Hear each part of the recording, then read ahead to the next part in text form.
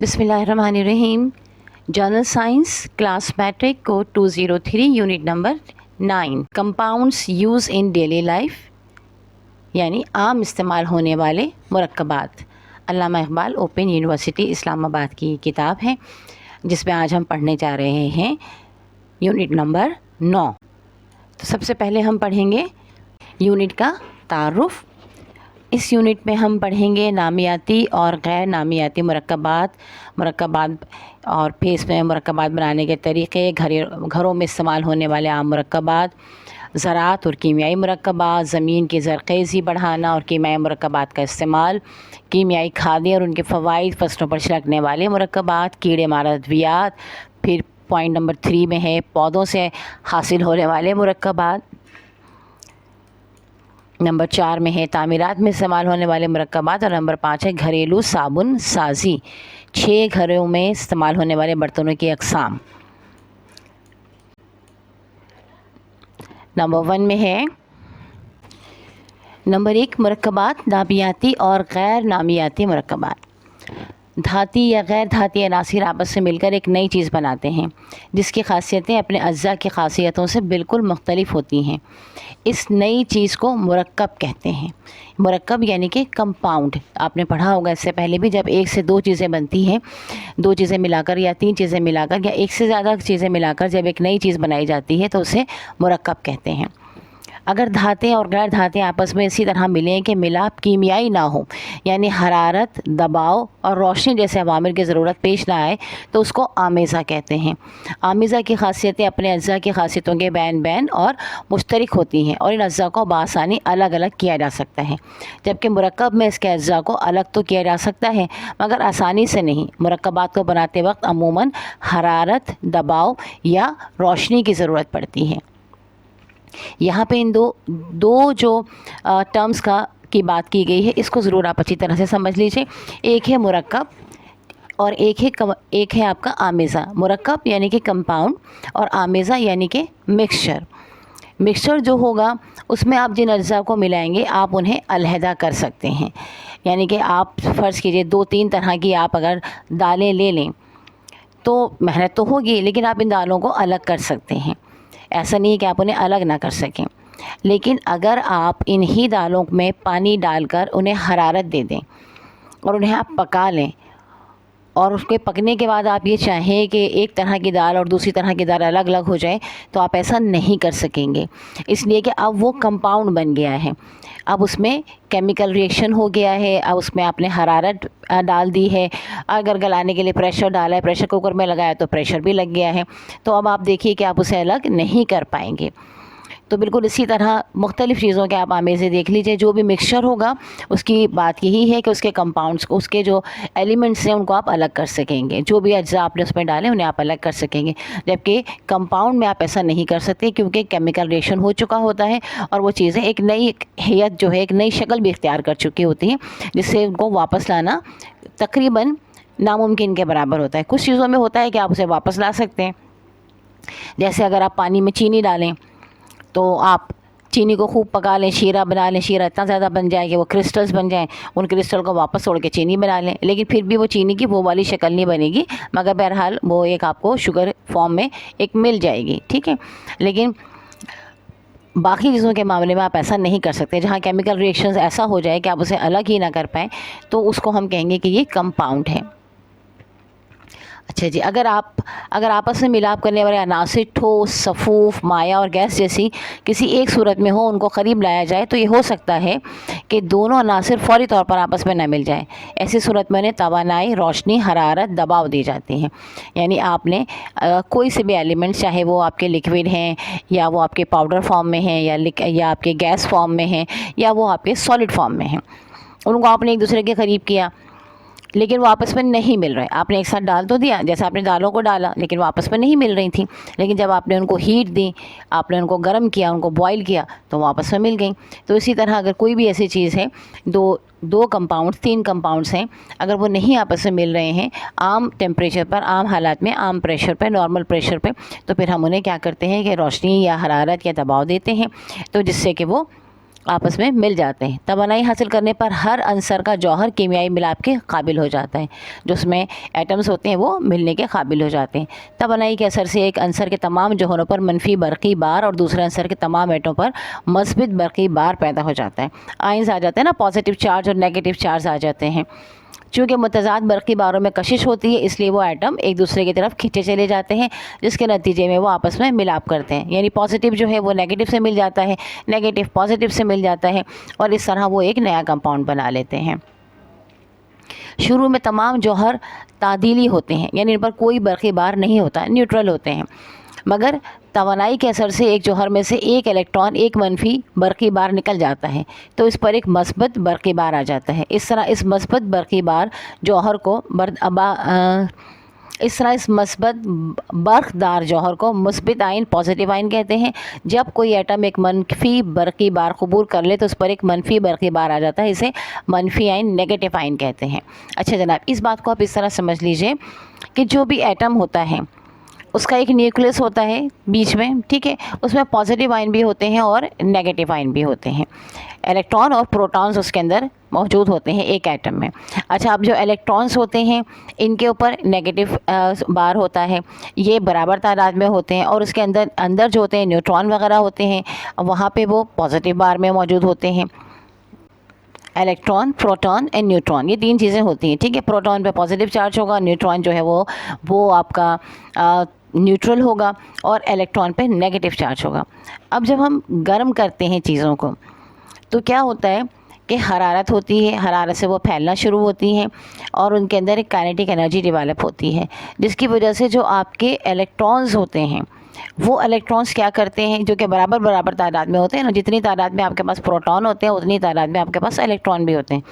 अब एक इलेक्ट्रॉन अगर निकल गया और निकल कर वो दूसरी तरफ चला गया तो क्या होगा, एक इलेक्ट्रॉन निकलेगा तो पॉजिटिव चार्ज आ जाएगा। अब जब इसके पास पॉजिटिव चार्ज आएगा तो इसका मतलब ये हुआ कि अब इस पर इसमें सलाहियत हो गई है कि ये किसी का भी एक इलेक्ट्रॉन ले ले, तो लिहाजा किसी दूसरे का जो इलेक्ट्रॉन जो उड़कर गर्मी से वापस आ रहा है ये वो उसका ले लेगा। तो इस तरीके से ये क्या होगा कि ये कंपाउंड बना लेगा। जैसे हमने पानी का कंपाउंड देखा, जैसे हमने कार्बन डाइऑक्साइड का कंपाउंड देखा, तो इस तरह का बना लेगा, ठीक है। जब इस पे से एक इलेक्ट्रॉन निकल जाएगा तो इस पे पॉजिटिव आयन आ जाएगा, और अगर एक प्रोटॉन निकल जाएगा तो इस पे जो है वो नेगेटिव आयन आ जाएगा, क्योंकि इलेक्ट्रॉन की तादाद ज़्यादा हो जाएगी। बस इस चीज़ को याद रखिए, इलेक्ट्रॉन की तादाद ज़्यादा होगी तो नेगेटिव आयन आएगा, प्रोटॉन की तादाद ज़्यादा होगी तो पॉजिटिव आयन आएगा। अच्छा, अब देखें इस तर्ज पर बनने वाले मुरक्कब के मालिक्यूल आपस में मिलकर एक मखसूस शक्ल इख्तियार कर लेते हैं, जिसे कलमी शक्ल कहते हैं। इसके अलावा दीगर मुरक्कबात के मालिक्यूल मखरूती, मुरब्बा, हस्त पहलू या किसी दीगर शक्ल इख्तियार भी कर सकते हैं, यानी इनकी कोई भी शक्ल हो सकती है। ये स्क्वायर में भी हो सकते हैं, रेक्टेंगुलर भी हो सकते हैं, डायगोनल भी हो सकते हैं, किसी भी शक्ल में हो सकते हैं। मुरक्कबात ठोस शक्ल के अलावा माया या गैस में भी बन सकते हैं। जैसे भी हमने आपको कार्बन डाइऑक्साइड और वाटर की मिसाल दी थी, तो ये इस शक्ल में भी हो सकते हैं, गैस की शक्ल में भी हो सकते हैं। जैसे H2O पानी की शक्ल में है, ऑक्सीजन प्लस हाइड्रोजन, यानी नाइट्रोजन प्लस हाइड्रोजन मिले।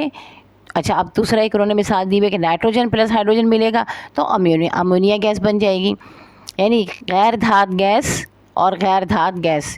नाइट्रोजन गैर धात गैस है और हाइड्रोजन ये भी गैस है आपकी, ये दोनों मिली तो एक नई गैस अमोनिया बन गई। इसी तरह एल्युमिनियम ठोस है, क्लोरीन गैस के साथ उसने रिएक्ट किया, धात ने गैर धात के साथ रिएक्ट किया तो एल्युमिनियम क्लोराइड ठोस मुरक्कब एक बन गया।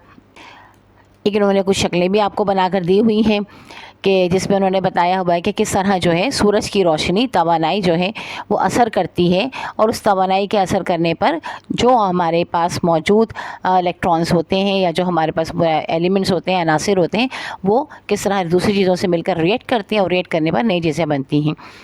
जैसे कि यहाँ बताया जा रहा है कि तवानाई सूरज के पास से तवानाई आपके पास आ रही है। अब तवानाई आने की वजह से क्या होता है, सोडियम का एक एटम तवानाई से एक इलेक्ट्रॉन की कमी क्या हुआ कि एक इलेक्ट्रॉन उसके पास से निकल गया। अब जब सोडियम के पास से एक इलेक्ट्रॉन निकल गया तो जैसा कि अभी हमने बताया आपको कि जब इलेक्ट्रॉन निकल जाएगा तो प्रोटॉन की तादाद ज़्यादा हो जाएगी, तो लिहाजा ये क्या हो गया, Na पॉजिटिव हो गया। Na लिखेंगे हम, N कैपिटल लिखेंगे, स्मॉल a लिखेंगे और उसके ऊपर हम प्लस का निशान लगा देंगे, तो उसका मतलब होगा कि इस पर पॉजिटिव आयन आ गया, तो ये सोडियम का पॉजिटिव आयन बन जाएगा। इसी तरह क्लोरीन का आइटम है। अब जब इस पर एनर्जी यानी सूरज की रोशनी इस पर पड़ेगी तो क्या होगा, इसमें इलेक्ट्रॉन की ज़्यादती हो जाएगी, एक प्रोटॉन इसका निकल जाएगा। अब इलेक्ट्रॉन की तादाद ज़्यादा होगी तो हम क्या करेंगे, Cl लिखेंगे, क्लोरीन का Cl लिखेंगे, C कैपिटल लिखेंगे, L स्मॉल लिखेंगे और उसके ऊपर -1 लिख देंगे। यानी यहाँ पे माइनस लिखने या माइनस का निशान लगा देंगे हम, तो इसका मतलब होगा कि ये क्लोरीन का नेगेटिव आयन इसके ऊपर आ गया, मनफी आयन आ गए हैं। अब क्या होगा, अब जो है ये सोडियम का पॉजिटिव, क्लोरीन का नेगेटिव, ये दोनों क्या करेंगे, ये दोनों मिला लेंगे एक दूसरे से हाथ, और सूरज की रोशनी जब इस पर पड़ी तो इन्होंने बना दिया सोडियम क्लोराइड यानी कि नमक जो हम इस्तेमाल करते हैं, ठीक है, खूरदनी नमक, खाने वाला नमक बना दिया। हीट चाहिए थी, आयंस निकले और उन्होंने एक दूसरे के साथ, पॉजिटिव नेगेटिव आयंस ने एक दूसरे के साथ दोस्ती कर ली और बन गया एक नया कंपाउंड। अशिया के कीमियाई मुताले में सहूलत पैदा करने के लिए ज़रूरी ख्याल किया गया है कि हमारे इर्द गिर्द पाए जाने वाले इन अनगिनत मुरक्कबात को मुख्तलिफ़ जमातों या ख़ानदानों में बांट दिया जाए। जिस तरह किसी ख़ानदान या जमात के अरकान अपने मुश्तरका ख़ासियतों, यकसा शक्ल सूरत, यकसा आदात व अतवार की वजह से एक दूसरे से मिलते हैं। ये तो आपको पता ही है ना, चाइनीज़ को देख लीजिए सारे एक जैसे लगते हैं, जापानीज़ को देख लीजिए सारे एक जैसे लगते हैं, बांग्लादेश में चले जाइए लोगों की शक्लें एक दूसरे से बहुत मिलती हैं। अपनी ही फैमिली में आ जाइए, आपके ख़ानदान में आपको लगेगा मेरी शक्ल तो मेरी बहन से बहुत मुख्तलिफ है या मेरे भाई से बहुत मुख्तलिफ है, लेकिन जब आप सारे बहन भाई मिलकर कहीं जाएंगे तो लोग आपको एक नज़र में पहचान लेंगे कि जनाब ये इनके अम्मी अब्बा हैं और ये उनके बच्चे हैं, या ये वाले दादा दादी हैं, ये नाना नानी है, ये इनके पोता पोती और नवासे नवासियाँ हैं। ये ख़ानदान जो है कहीं ना कहीं से कोई ना कोई चीज़ आपकी शक्ल व सूरत की, हत्ता के आदात भी, बात करने का अंदाज़ भी और बाज़ ख़ात तो पसंद और नापसंद भी आपकी जो है वो आप हेरिडिटरी लेते हैं, अपनी विरासत में लेते हैं और वो एक दूसरे से मिलती है। इसी तरह कीमियाई मुरक्कबात के ख़ानदानों और जमातों में भी उनके अरकान अपनी ख़ासियतों, तासीर, साख्त और बनावट की बिना पर एक दूसरे से मिलते जुलते हैं। इन मुरक्कबात को कि मुश्तरक और ख़ास की बिना पर मुदरज़ेल 3 बड़ी किस्मों में तकसीम किया गया। अब इन मुरक्कबात को 3 बड़ी किस्में बताई गई हैं। एक है तुरशे या तेज़ाब, एसिड्स, ये नाम याद रख लीजिएगा। जिन लोगों ने अंग्रेज़ी में पढ़ा हुआ है, अब उर्दू में पढ़ रहे हैं तो उनके लिए मुश्किल होगा, तो याद रख लें कि एसिड्स यानी तुरशे या तेज़ाब। अल्कली को अल्कली ही कह रहे हैं, ठीक है, ALKALI। उसके बाद नमकियात यानी सॉल्ट्स। नमकियात तो आपको याद रहेगा, अमूमन हम इस्तेमाल करते हैं सॉल्ट्स यानी नमकियात, लेकिन ये एसिड्स के लिए याद रखिएगा। एक धात और एक गैर धात के दोनों गैर धातें आपस में मिलकर मुरक्कबात बनाते हैं और इस तरह एक धात कई गैर धातों में से भी मिलकर मुख्तलिफ मुरक्कबात बना सकती है। यानी ज़रूरी नहीं है कि दोनों धात ही हों तो मिलकर वो बनाए, बल्कि धात और गैर धात मिलकर भी कंपाउंड बना सकते हैं। तो आप ये डेफिनेशन याद रखिए जो मैं पढ़ने वाली हूँ। ऐसे मुरक्कबात जो धातों और गैर धातों के आपस में मिलने से बनते हैं वो गैर नामियाती मुरक्कबात कहलाते हैं, ठीक है। जो हमने पढ़ी हेडिंग वो क्या थी, नामियाती मुरक्कबात और गैर नामियाती मुरक्कबात। तो अब गैर नामियाती मुरक्कबात जो हैं वो कौन से हैं, जो कि जो धातों और गैर धातों के आपस में मिलने से बनते हैं। मसलन पानी, नमक, खूरदनी, फिटकरी, नीला तोता वगैरह, यानी एक धात है और एक गैर धात है। अब गैर धातों में कार्बन एक गैर धात है जो हाइड्रोजन, ऑक्सीजन और नाइट्रोजन जैसी गैर धातों से मिलकर मुख्तलिफ तरकीब के मुरक्कबात बनाती है। कार्बन के ये मुरक्कबात हमारी ज़िंदगी का लाजमी हिस्सा है। मसलन कागज़, कपड़ा, लकड़ी, प्लास्टिक, इंसानी जिस्म के रगो रेशे, गोश्त पोस्त मतलब गोश्त की समझ लें, दरख्त, फूल, फल वगैरह तमाम कार्बन, हाइड्रोजन और नाइट्रोजन के एटमों की मुख्तलिफ तरकीब से बने हुए हैं। इस तरह दोबारा एक डेफिनेशन पढ़ रही हूँ, वो मुरक्कबात जो कार्बन, हाइड्रोजन और नाइट्रोजन से मिलकर बने नामियाती मुरक्कबात कहलाते हैं। वो मुरक्कबात जो कार्बन, हाइड्रोजन और नाइट्रोजन से मिलकर बने नामियाती मुरक्कबात कहलाते हैं। इसके बाद है मुरक्कबात बनाने के तरीक़े। एक धात और गैर धात या दोनों गैर धातें आपस में मुख्तलिफ तरीक़ों से कीमियाई मिलाप करने की सलाहियत रखती हैं। बराह रास्त, नंबर 1 बराह रास्त मिलाप, डायरेक्ट कॉम्बिनेशन। इस तरीके में दो गैर धातें या एक गैर धात और धात आपस में कीमियाई मिलाप करते हैं जो तवानाई के ज़रिए असर होता है और नतीजतन एक नया मुरक्कब बनता है। दो गैर धातें एक या एक, यानी दो ले लें या एक ले लें, और एक धात, ठीक है। यानी ये 3 कंपाउंड भी हो सकते हैं और 3 एलिमेंट्स भी हो सकते हैं और 2 भी हो सकते हैं, और वो मिलकर एक नया एलिमेंट बनाएंगे। इसके बाद है तरीक़ा तहलील, जगह बदल लेना, डिस्प्लेसमेंट, यानी एक जगह से निकलकर एक एलिमेंट दूसरे के साथ मिल गया। एक अंसर धात या गैर धात जब किसी मुरक्कब से मिलकर अमल करती है तो मुरक्कब में मौजूद एक अंसर की जगह ले लेता है और इस अंसर को आज़ाद कर देता है। जगह बदलने से एक नया मुरक्कब बनता है। मसलन अब ये एक मिसाल है, देखिएगा, इसको समझिएगा। आयरन का एक एटम है प्लस कॉपर सल्फेट एक मुरक्कब है। ये दोनों ने आपस में एक जो है वो रिएक्शन हुआ इनका। जब इनका रिएक्शन होगा तो क्या होगा कि कॉपर सल्फेट में से कॉपर निकल जाएगा, कॉपर निकलकर अलग हो जाएगा, और अब सल्फेट के पास ये गुंजाइश है कि वो किसी एक दूसरे आयन को ले ले, तो वो क्या करेगा कि वो आयरन को अपने साथ ले लेगा। जब वो आयरन के साथ मिल जाएगा तो वो बन जाएगा आयरन सल्फेट, और कॉपर जो है वो आज़ाद हालत में आ गया और आयरन सल्फेट एक नया मुरक्कब बन गया। तो इसको कहते हैं डिस्प्लेसमेंट, यानी जगह तब्दील कर लेना, या उर्दू में तरीक़ा तहलील कहलाएगा ये। दूसरा है दोहरी तहलील, यानी डबल तहलील होगी। यहाँ पे तो हमारे पास देखिए आयरन सल्फेट एक मुरक्कब बना और कॉपर एक आज़ाद अंसर बन गया।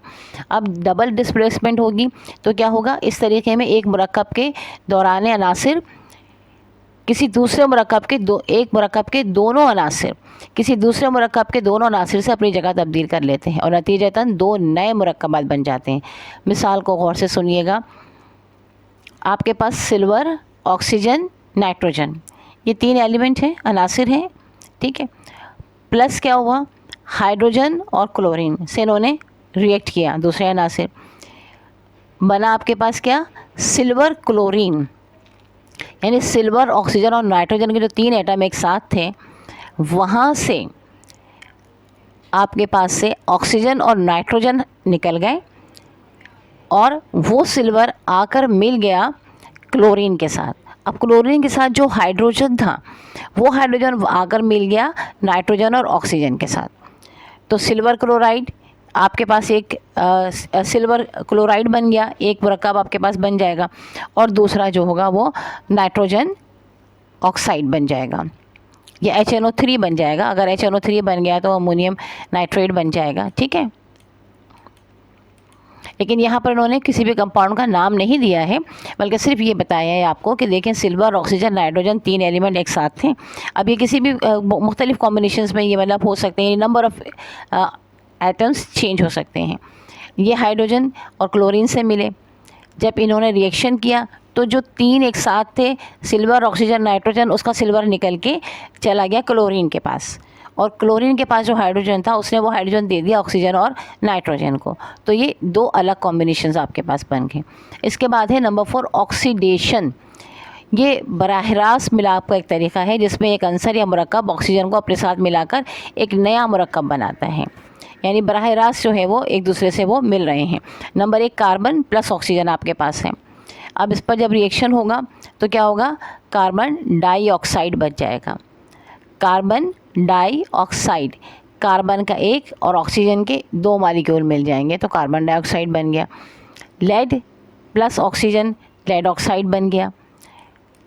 अच्छा, इसी तरह नंबर 1.2 पे है घरों में इस्तेमाल होने वाले आम मुरक्कबात। नंबर 1 खुर्दनी नमक, सोडियम क्लोराइड, अभी हमने NaCl पढ़ा था। ये सोडियम धात और क्लोरीन गैर धात का मुरक्कब है। समंदरी पानी में इसकी काफ़ी मिकदार हलशुदा सूरत में होती है। ठोस हालत में ये खालिस और गैर खालिस दोनों हालतों में नमक की कानों से हासिल करके इस्तेमाल में लाया जाता है। हमारे मुल्क में नमक की कानें खेवड़ा और काला बाग में हैं। बाज़ इलाक़ों में समंदरी पानी को खुश्क करके नमक को हासिल करते हैं। नमक की खासियत और फ़वाइद उसके अज्जाए अनासिर से बिल्कुल मुख्तलिफ हैं। मसलन सोडियम और क्लोरीन दोनों ख़तरनाक होते हैं और आम हालत में ज़्यादा इस्तेमाल नहीं होते। हमने इससे पिछले चैप्टर में पढ़ा था कि क्लोरीन तो जहरीली चीज़ भी है, अगर ज़्यादा मकदार में हो जाए तो वो जहर साबित हो सकती है। मगर सोडियम क्लोराइड और आप इसका मुरक्कब बना लेंगे, सोडियम और क्लोरीन का सोडियम क्लोराइड का मुरक्कब ख़तरे से पाक है और आम जिंदगी में निहायत कारआमद है। अच्छा, इससे दूसरे मुरक्कबात और अनासिर बनाए जाते हैं, वैसे सोडियम और क्लोरीन कास्टिक सोडा चमड़ा साजी, रंग साजी और साबुन साजी की सनतों में इस्तेमाल होते हैं। जानदारों और पौधों की खुराक में भी इस्तेमाल होते हैं। खाने में नमक ना हो तो वो फीका और बेमज़ा मालूम होता है। इसके अलावा इंसानी सेहत और तंदुरुस्ती कायम रखने के लिए लाजमी है आपकी बॉडी में आपके पीएच लेवल को, आपकी बॉडी को मुतवाज़िन रखने में, आपके ब्लड प्रेशर को मुतवाज़िन रखने में। ये नहीं कि आपने बहुत ज़्यादा नमक खा लिया तो ब्लड प्रेशर आपका हाई हो जाएगा, तो आपने इसकी भी मिक़दार सही रखनी है। यह ग़िज़ाओं को हज़म करने में मदद देता है। खून, हड्डियों और गोश्त की बनावट के लिए ज़रूरी है। नमक मैदे में पहुँचकर पानी के अमल से नमक के तेज़ाब में बदल जाता है, जो जरासीम कुश है, यानी आपके मैदे के अंदर जो जरासीम होते हैं उसमें समझ लीजिए कि जरासीम कुछ स्प्रे हो जाता है। लेकिन इसका मतलब ये नहीं कि पानी में घोल के नमक पी लें, यह ख़तरनाक होगा। तेज़ाबियत को बरकरार रखने और निज़ाम में कारआमद है।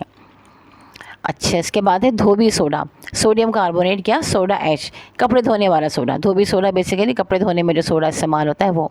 ये मुरक्कब तो घरों में आम जाना पहचाना जाता है। सफ़ेद सफ़ूफ की सूरत में पंसारी की दुकान से ख़रीदा जा सकता है, यानी आप ग्रॉसरी या परचून की दुकान जिसको हम कहते हैं उसे पंसारी की दुकान कहते हैं, तो वहाँ से आप ख़रीद सकते हैं। तिजारती पैमाने पर यह मुरक्कब सोडियम क्लोराइड, नमक, अमोनिया, कार्बन डाइऑक्साइड और पानी के बाहमी अमल से हासिल होता है। पानी में बहुत जल्द हल हो जाता है। असासी खासियत यानी रखता है, कपड़े धोने वाले पाउडर में शामिल किया जाता है। ये पानी को हल्का बना सकता है। इसे धोबी सोडा इसलिए कहा जाता है क्योंकि ज़्यादातर कपड़े धोने में काम आता है। कास्टिक सोडा और शीशा साजी की सनत में इस्तेमाल होता है। अच्छा, अब ये पानी को हल्का बना सकता है, इसीलिए धोबी से इस्तेमाल करते हैं, क्योंकि धोबी ज़्यादातर दरियाओं में और नहरों के किनारे ले जाकर कपड़े धोते हैं ताकि पानी की वाफिर मकदार उन्हें वहाँ मिल सके। अब ज़ाहिर है वहाँ पर पानी जो है वो नमकीन पानी भी हो सकता है, या समंदर के किनारे वो धो रहे होते हैं तो पानी इतना साफ़ नहीं होता, तो पानी को बहुत साफ़ करने के लिए वो सोडे का इस्तेमाल कर लेते हैं। फिर है caustic soda, sodium hydro oxide. Sodium की धात पानी से कीमियाई अमल करके कास्टिक सोडा बनाती है। तजारती पैमाने पर इसे नमक के महलूल में बरक़ी रुआ गुजारने से हासिल किया जाता है।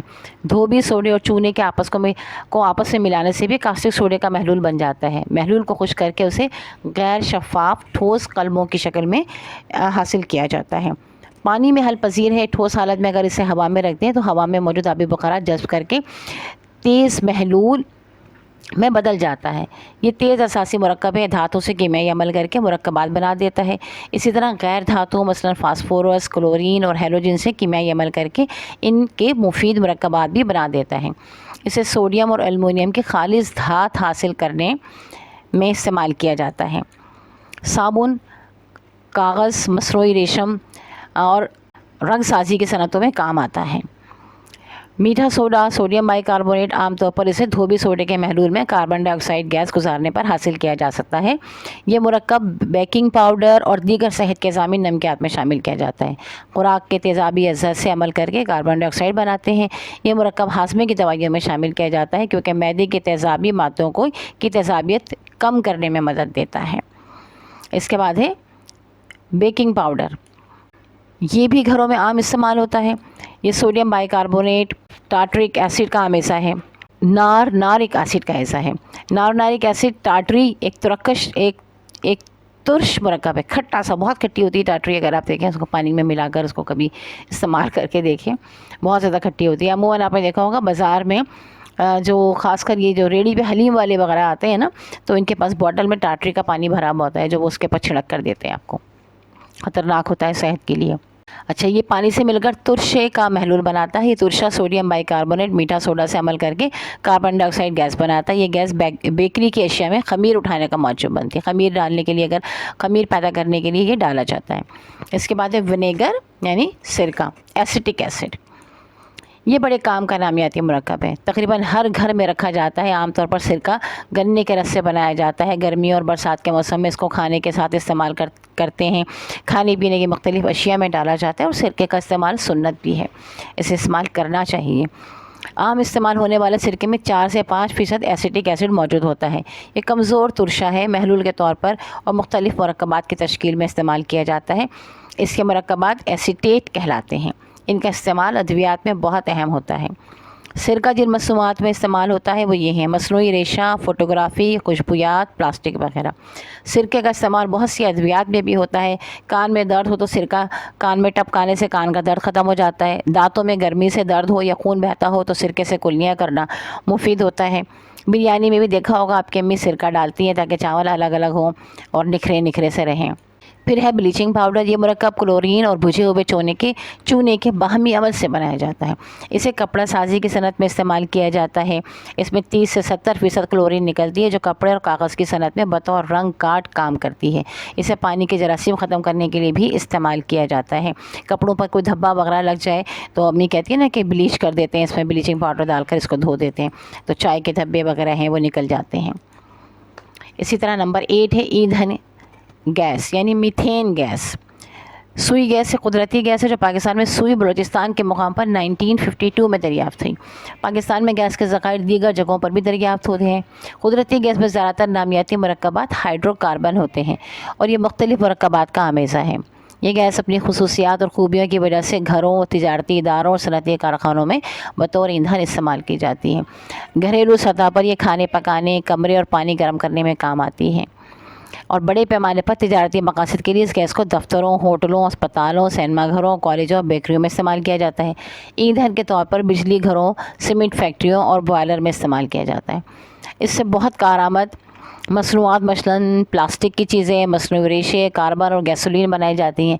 इस गैस से बाज़ खाद्य मसलन यूरिया, अमोनियम नाइट्रेट और कुछ दूसरे मरकबात भी तैयार किए जाते हैं जिनको लकड़ी, कोयला वगैरह जलाने से गर्द, धुआं और राख पैदा होती है और फ़ज़ा आलूदगी पैदा करने और इंसानी सेहत को नुकसान पहुँचाते हैं। मगर कुदरती गैस के इस्तेमाल से तमाम नकाइस पैदा नहीं होते। आपके घर में जो चूल्हे में आपकी गैस आ रही होती, क्यों हम इसको सुई गैस के नाम से ही जानते हैं? इसलिए कि सुई के मुकाम से निकली है ये आपकी मीथेन गैस ही। ठीक है। अच्छा, इसके बाद है जनाब डिटर्जेंट्स जो आप साबुन वगैरह इस्तेमाल करते हैं कपड़े धोने, मुँह हाथ धोने वगैरह के लिए, ये सारे के सारे डिटर्जेंट्स कहलाते हैं।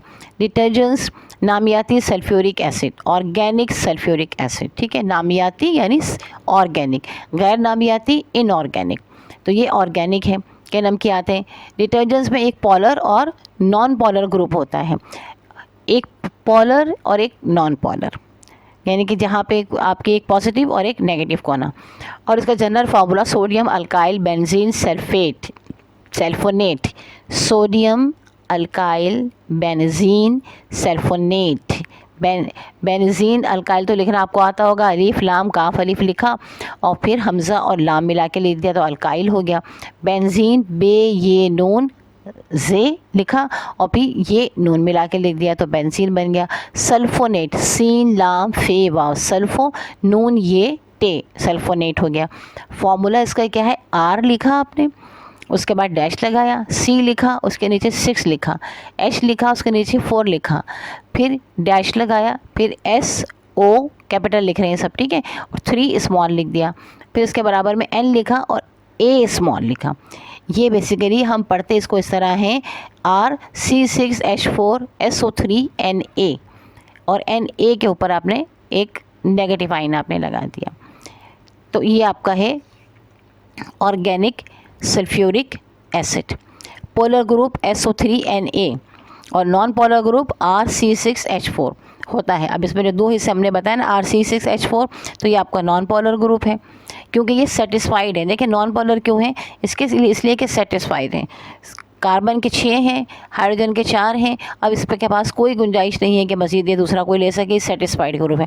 जबकि SO3 और Na जो है इस पर नेगेटिव आइन है और इसके पास गुंजाइश है कि ये किसी और का इसके साथ कंबाइन हो सकता है, यानी किसी और एटम के साथ कंबाइन हो सकता है। मिसाल sodium lauryl sulphate, SODIUM sodium lauryl, LAURYL lauryl sulphate, SULPHATE sulphate. और फिर sodium dodecyl benzene sulphate, SODIUM sodium, DODECYL dodecyl benzene, BENZENE benzene sulphate, SULPHATE sulphate. Detergent मुख्तलिफ अज़ा पर मुश्तमिल हैं, दर्ज झेल हैं, यानी ये डिटर्जेंट्स हैं। अच्छा, अभी किन किन अज़ा पर यहाँ पे हैं? इनमें number 1 alkyl benzene sulphonic acid, ALKYL alkyl benzene BENZENE benzene, sulphonic SULPHONIC sulphonic acid ASID acid. इसके बाद नंबर 2 है sodium tripolyphosphate, sodium SODIUM sodium, tri TRI tri POLY poly, tri poly एक वर्ड है, ठीक है। फिर इसके बाद फॉस्फेट PHOSPHATE फॉस्फेट। इसके बाद नंबर 3 पे धोबी सोडा, नंबर 4 पानी है H2O, इसका पता है आपको, धोबी सोडा का भी हम ऊपर पढ़कर आ रहे हैं। Number 5 anti corrosion agent ANTI anti, corrosion CORROSION corrosion AGENTS agents, corrosion का ये हमने 8वें चैप्टर में पढ़ा था। नंबर 6 है dusting agent DISTING dusting AGENT agent, dusting agent. फिर है नंबर 7 पे फोम बूस्टर, फे वाओ फो मीम साकिन में रहा है, फोम बूस्टर, बे वाओ बू सीन टेरे, बूस्टर हो गया, FOAM foam, BOOSTER booster, foam booster. Number 8 है optical brightener OPTICL optical brightener, BRIGHTNER brightener, यानी आँखों की कुछ चीज़ से मुतालिक वो रोशन करने वाला।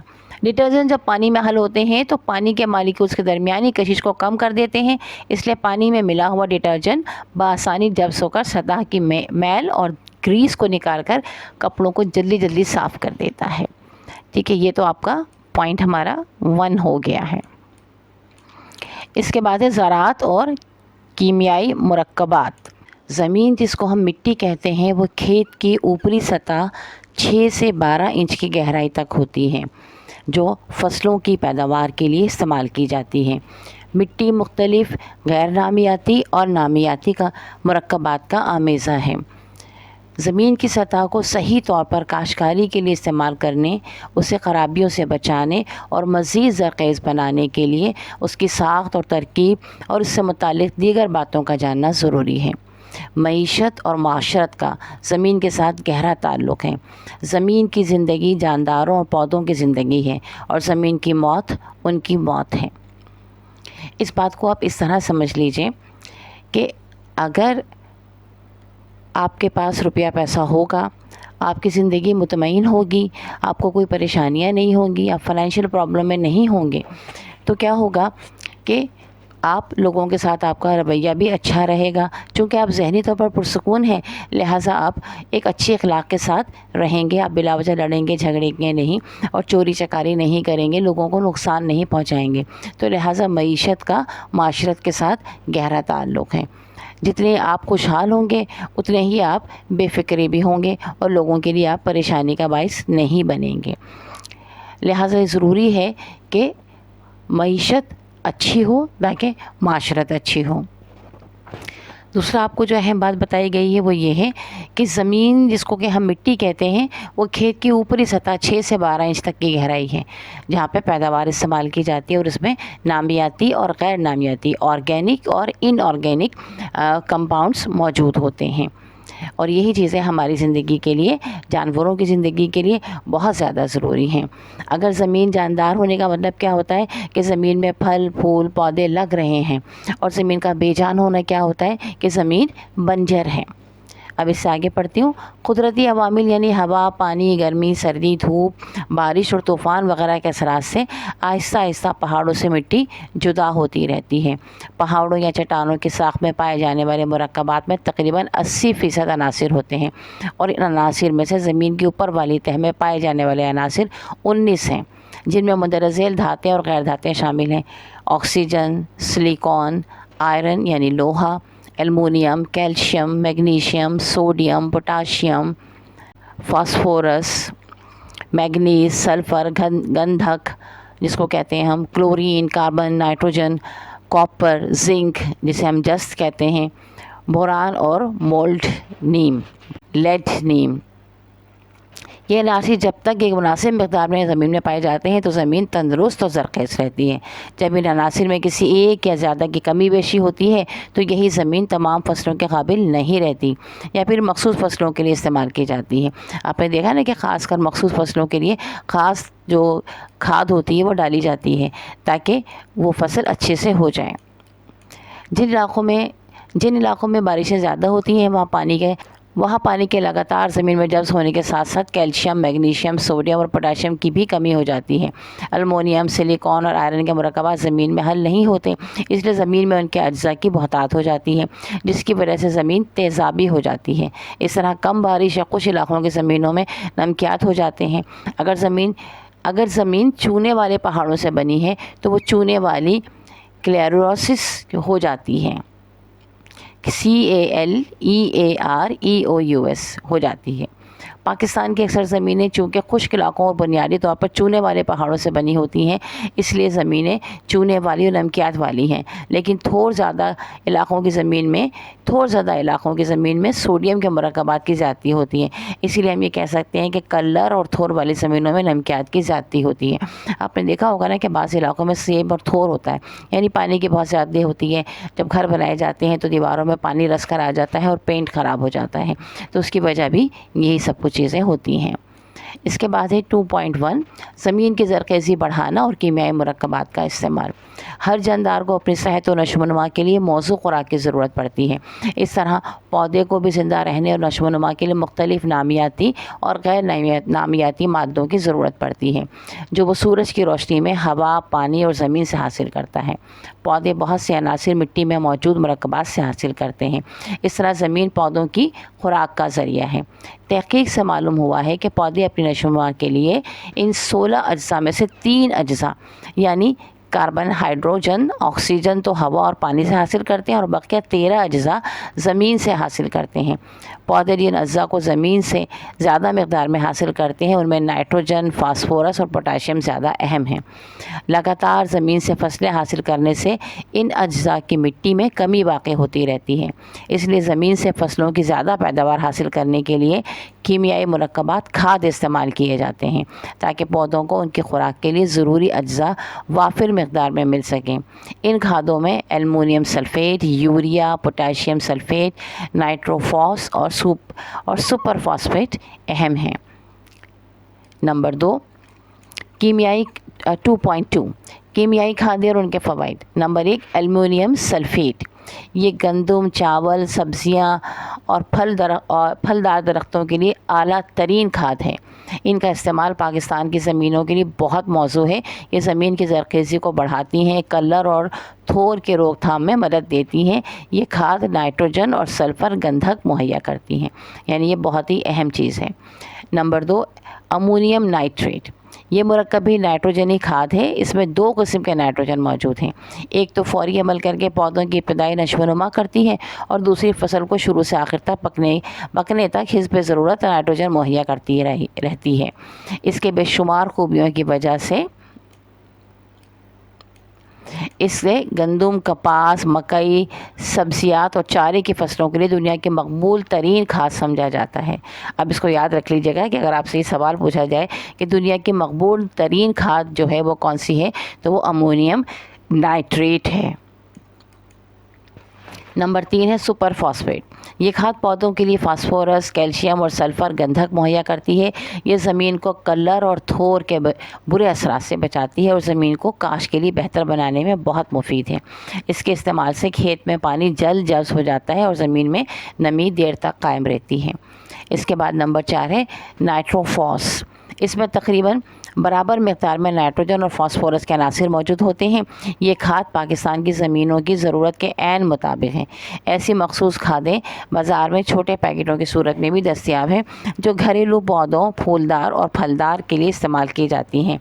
खाद के पैकेटों पर 3 मरतबा 8-8-8 या 4-6-8 का निशान इसमें मौजूद अनासिर नाइट्रोजन, फास्फोरस और पोटाशियम की तनासुब मकदार को ज़ाहिर करता है। इसके बाद है 2.3 फसलों पर छिड़कने वाले मुरक्कबात। फसलों में कीमियाई मुरक्कबात 2 मकासद के लिए छिड़के जाते हैं। नंबर 1 कीड़े मकोड़े तल्फ करने के लिए, यानी insect killer, INSECT insect, killer KILLER killer. Number 2, गैर ज़रूरी जड़ी बूटियों को ख़त्म करने के लिए, यानी weed killer, herbicider, WEED weed, KILLER killer, HRBICIDER herbicider. इसके बाद नंबर 1 है यानी कीड़े मकोड़ों को तलफ करने के लिए कीड़े मार अद्वियात में क्लोरीन अनासिर वाले मुरक्कबात ज़्यादा हैं, मसलन DDT, BHC, aldrin, dieldrin वगैरह। ये जहरीले मुरक्कबात नुकसानदा कीड़ों को ख़त्म करने के काम आते हैं। ये पानी में बहुत जल्द हल हो जाते हैं और कीड़े मकोड़ों के जिस्म पर बहुत जल्द असर करते हैं। फास्फोरस अंसर वाले नामियाती मुरक्कबात भी इस मकसद के लिए इस्तेमाल होते हैं। ये 2 किस्म के होते हैं, एक तो वो पौधों के पत्तों और पत्तों में जज्ब हो जाते हैं, कीड़े इन पत्तों को खाने या रस चूसने से मर जाते हैं। दूसरे वो मुरक्कबात जो पौधों में जज्ब नहीं होते बल्कि कीड़े मकोड़ों के जिस्म पर असरअंदाज होकर उन्हें ख़त्म कर देते हैं। इनमें डाइजीनान, गोराथियान, मिथाइल और मेलाथियाली अहम हैं। तेज़ाबी नामियाती मुरक्कबात में कार्बोलिक एसिड लाजमी हैं। इनमें 7-सबिडाल ज़्यादा मशहूर हैं।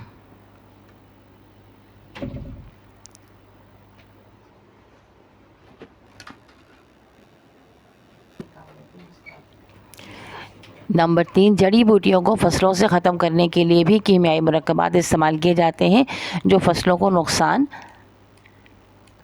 नहीं देते बल्कि गैर ज़रूरी जड़ी बूटियों को ख़त्म कर देते हैं। इनमें 4D, ABCD वाला D, ठीक है, 4 लिखा आपने 4 और उसके बाद D लिखा, 2 और T, 5T, 2,4 ज़्यादा अहम मुरक्कबात हैं।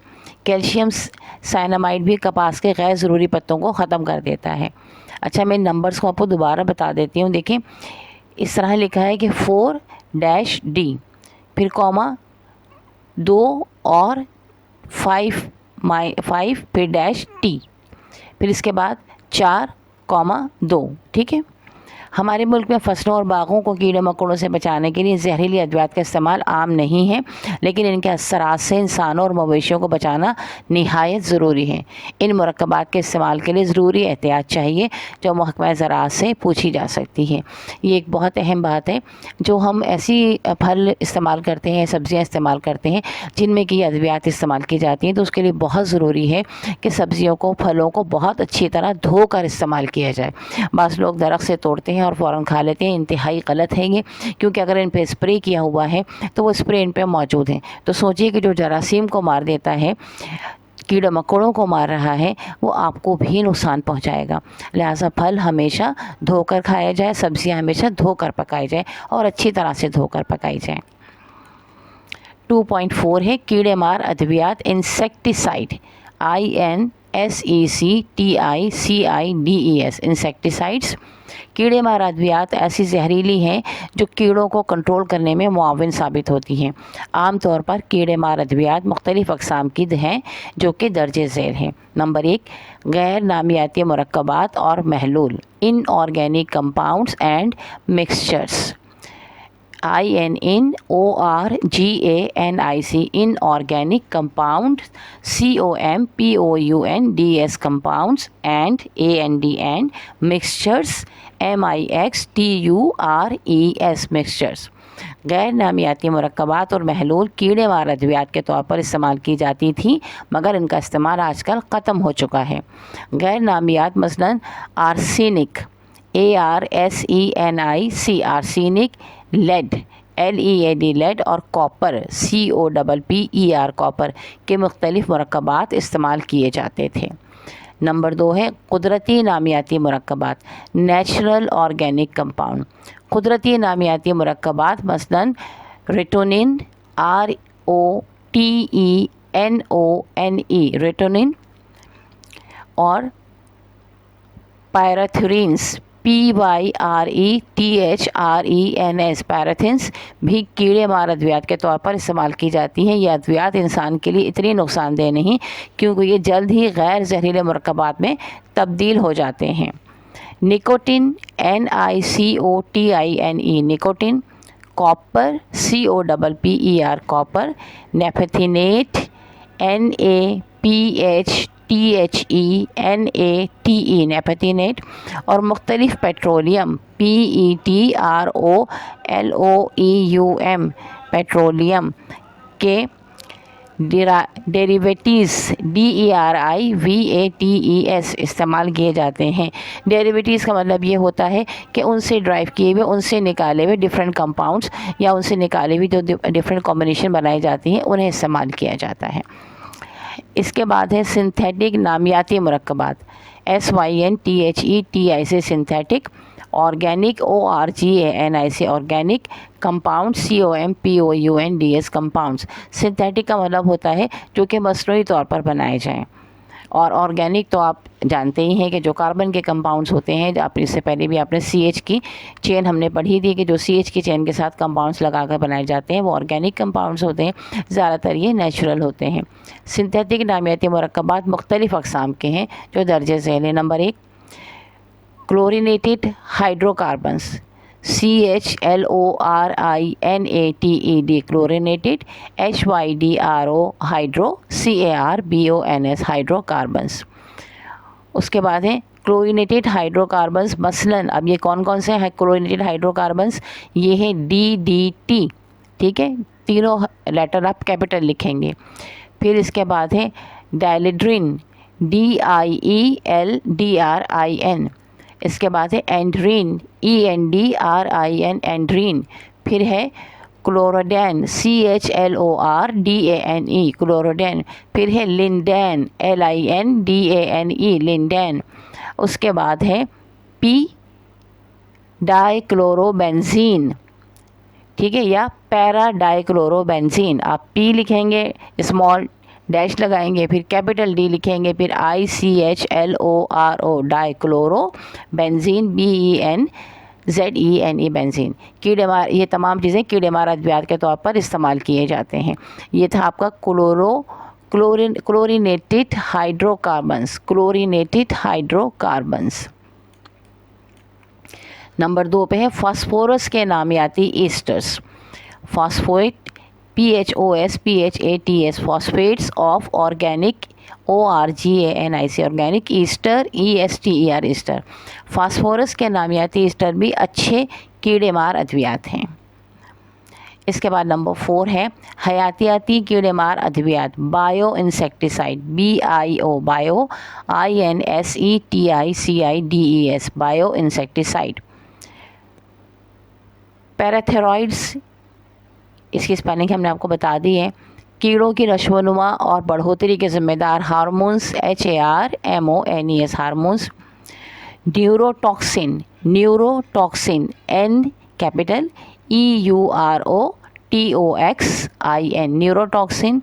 और metabolic inhibitor, M capital, ETABOLIC capital M लिखा आपने, उसके बाद E लिखा, TABOLIC मेटाबॉलिक।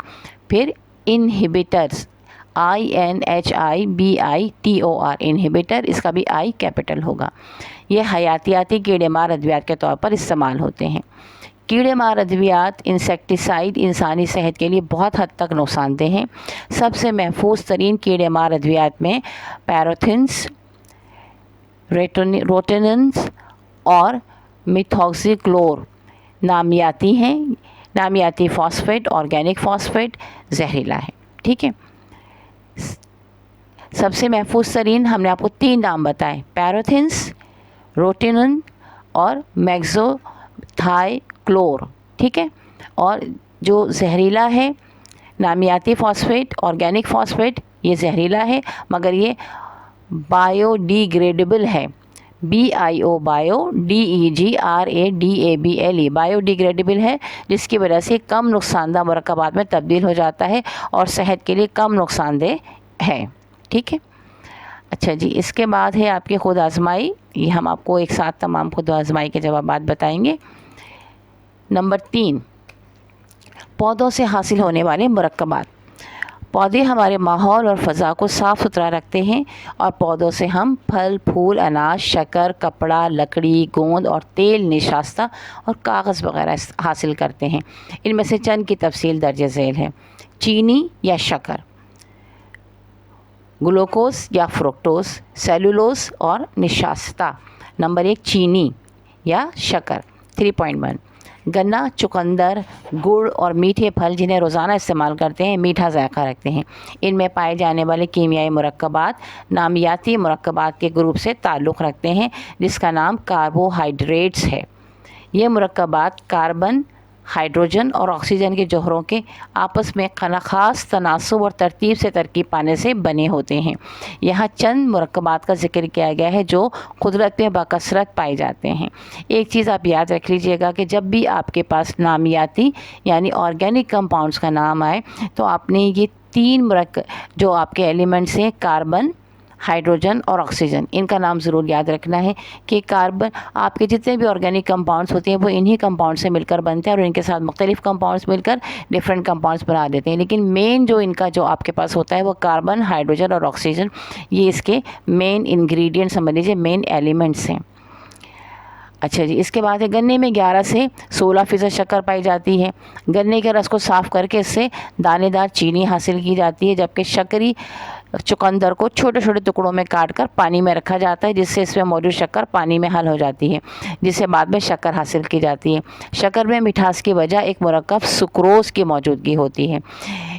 इस ख़ानदान के चंद दीगर मुरक्कबात भी सुक्रोज़ की तरह मीठे होते हैं लेकिन मिठास की मकदारें कम होती हैं। मसलन दूध से हासिल होने वाली शक्कर लैक्टोज़, सोयाबीन से हासिल होने वाली शक्कर माल्टोज़ वगैरह। फूलों में गन्ने वाली शक्कर सुक्रोज़ के अलावा चंद दूसरी लाजमी शक्करें भी मौजूद होती हैं। मसलन फल का नाम आपको बताया जा रहा है, फिर उसमें सुक्रोज़ किस्में होती है और हेक्सोस किस्में होती है। मीठे सेब में 5 से 10% सुक्रोज़ होती है और 7% हेक्सोस होती है। खुबानी में 6 से 10% सुक्रोज़ होती है और 2.7% इसमें हेक्सोस होती है। मीठे केले में 5 से 10% सुक्रोज़ होती है, हेक्सोस 10% होती है। अनानास में 11 से 10% सुक्रोज़ होती है और 3% हेक्सोस होती है। अब आपको यकीनन ये वजह भी जहन में आ रही होगी कि डायबिटिक पेशेंट को क्यों कहा जाता है कि वो मीठे फल कम खाएं।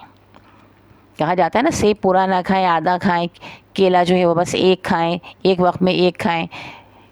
इसकी वजह यही है कि उन्हें अगर शुगर है तो फिर उनकी शुगर बढ़ जाएगी क्योंकि इनमें शुगर अच्छी खासी तादाद में मौजूद होती है। ग्लूकोज और फ्रुक्टोज भी अहम शक्करों में से हैं। ये पके हुए फल मसलन अंगूर, इंजीर और शहद में पाई जाती हैं। तिजारती पैमाने पर ग्लूकोज निशास्ते से बनाई जाती है। ग्लूकोज को पानी में हल करके महलूल बना लिया जाता है। इनको जिस्मानी कमज़ोरी दूर करने के लिए इस्तेमाल किया जाता है। अमूमन ये होता है ना, आप बहुत थक जाते हैं तो कहा जाता है जी ग्लूकोज पानी में हल करके पी लें 1 गिलास, लेकिन बहुत ज़्यादा तादाद में इसे भी नहीं पीना चाहिए। बाज़ औक़ात शक्कर के ज़्यादा इस्तेमाल से इंसानी जिस्म मोटापे का शिकार हो जाते हैं। कई हालात में शक्कर की बीमारी लाहक हो जाती है। आजकल कीमियाई मुरक्कबात ऐसे भी आम हैं जिन्हें मसनूई शीरी मुरक्कबात कहा जा सकता है। ये शक्कर के नमुल बदल के तौर पर इस्तेमाल किए जाते हैं, मसलन स्क्रीन वगैरह। यानी जो लोग डायबिटिक होते हैं और शुगर इस्तेमाल नहीं कर सकते तो उनके लिए स्क्रीन होती है कि वो चाय में स्क्रीन डालें, मिठास आएगी लेकिन शक्कर नहीं होगी। ठीक है। नंबर 2 है निशास्ता। 3.2 ये मुरक्कब भी कार्बोहाइड्रेट से ताल्लुक़ रखता है और पौधों में होता है। मुख्तलिफ अनाज मसलन गंदम, चावल और दाल में भी बकसरत होता है। आलू, शक्करकंदी, सिंघाड़ा, अरवी और कचालू में भी होता है। जानदारों की खुराक का अहम जुज़्व है। इंसानों की खुराक में शामिल निशास्ता जिस्म में पहुँचकर मुख्तलिफ कीमियाई अमल के ज़रिए ग्लूकोज में तब्दील हो जाता है जो बाद में जिस्मानी हरारत और तवानाई का सबब बनता है। आप देख लीजिए कि तमाम चीज़ें जो हमने भी बताई मसलन गंदम, चावल और दाल वगैरह, ये फिर या आलू, शक्करकंदी, सिंघाड़ा, अरवी और कचालू, ये भी डायबिटिक पेशेंट्स को मना होती हैं क्योंकि इनमें शुगर की तादाद ज़्यादा होती है। गंदम और मकई से हासिल शुदा निशास्ता मुख्तलिफ़ अक़साम की खुराक और मीठा पानी बनाने के काम आता है। निशास्ता सनतों में काम आता है, मसलन गोंद, रंग, स्याही बनाना, धमाका खेज़ अशिया, धाती मलमाकारी, प्लास्टिक की अशिया बनाना, पॉलिश, पारचा बाफ़ी और टेक्सटाइल की सनत वगैरह में। इन तमाम चीज़ों में भी गंदम और मकई को इस्तेमाल किया जाता है। इसके बाद है सेल्यूलोज़। पौधों की छाल और लकड़ी सेल्यूलोज़ है। ये आपने सेल के स्ट्रक्चर में भी पढ़ा था कि हर सेल के गिर्द, जो पौधे का जो सेल होता है उसके गिर्द जो है सेल्यूलोज़ की एक दीवार होती है। अच्छा, ये भी शक्कर और नशास्ता की तरह कार्बोहाइड्रेट है, लेकिन साख्त के लिहाज से इसके मॉलिक्यूल इन दोनों मरकबात से बड़े होते हैं। कुदरती तौर पर सेल्यूलोज कपास के रेशे से मिलता है, जिसमें ये 90% तक है। कपास और लकड़ी में सेल्यूलोज के अलावा गोंद और तेल भी मौजूद होते हैं। सेल्यूलोज से बहुत से मुफीद और कारआमद अशिया बनाई जाती हैं, मसलन कागज़, कपड़ा, मसनूई रेशा, प्लास्टिक, वार्निश, गन पाउडर और अल्कोहल वगैरह। कागज़ सेल्यूलोज रेशे से बना होता है, जो लकड़ी, रुई, पटसन, लंबी घास वगैरह में मौजूद होता है। ज़्यादातर कागज़ लकड़ी से बनाया जाता है। लकड़ी को काटकर बहुत बारीक कर लिया जाता है और रेशों की सूरत में तब्दील कर लिया जाता है। इसके बाद इसमें कीमियाई मरकबात मिलाए जाते हैं ताकि लकड़ी में पाए जाने वाले सेल्यूलोज के अलावा दीगर मादे दूर हो जाएँ। इस अमल में लकड़ी खालिस सेल्यूलोज की शक्ल इख्तियार कर लेती है, जिसे लकड़ी का गूदा पल्प कहते हैं। PULP pulp. गूदे को कीमियाई मुरक्कबात से साफ़ किया जाता है ताकि सफ़ेद रंग का हो जाए। गूदे को कुचलकर इसके रेशे एक दूसरे से अलग कर लिए जाते हैं। पानी में तैरते हुए रेशों को कागज़ की खुश्क चादरों में तब्दील करने के लिए मशीनों में गुजारा जाता है। चादरों यानी शीट्स में। इसके बाद है गोंद।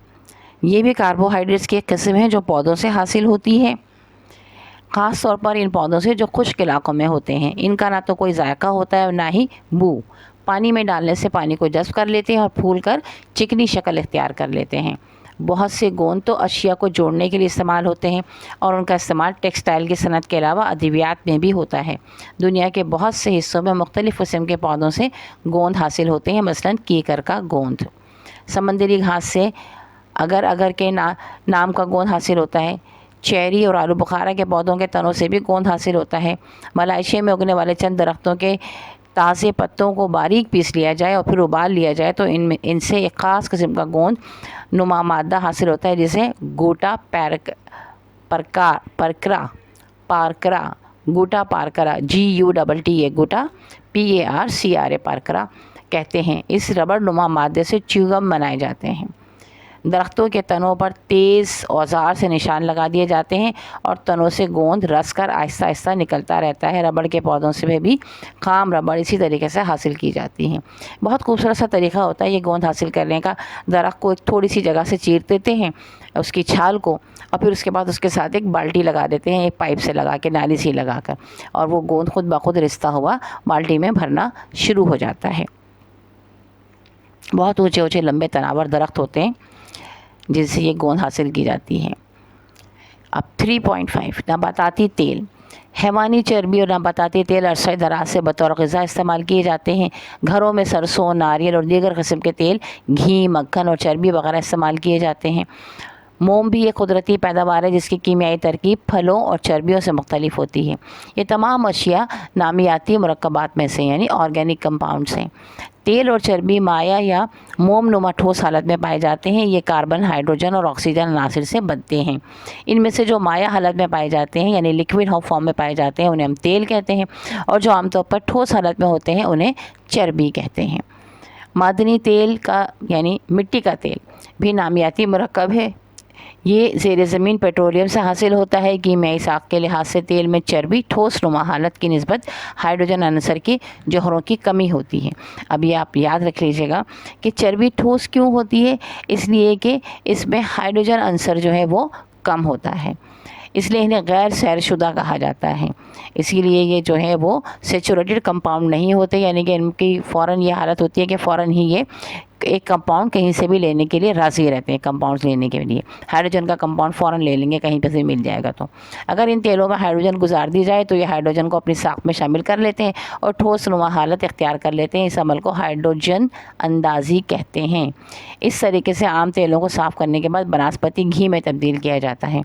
नबाताती तेल आमतौर पर पौधों के बीज और फलों से अक्स किए जाते हैं। नबाताती तेल के मशहूर माकिस खोपरा, पाम ऑयल, मूंगफली, बनोला, सोयाबीन, सूरजमुखी और सरसों हैं।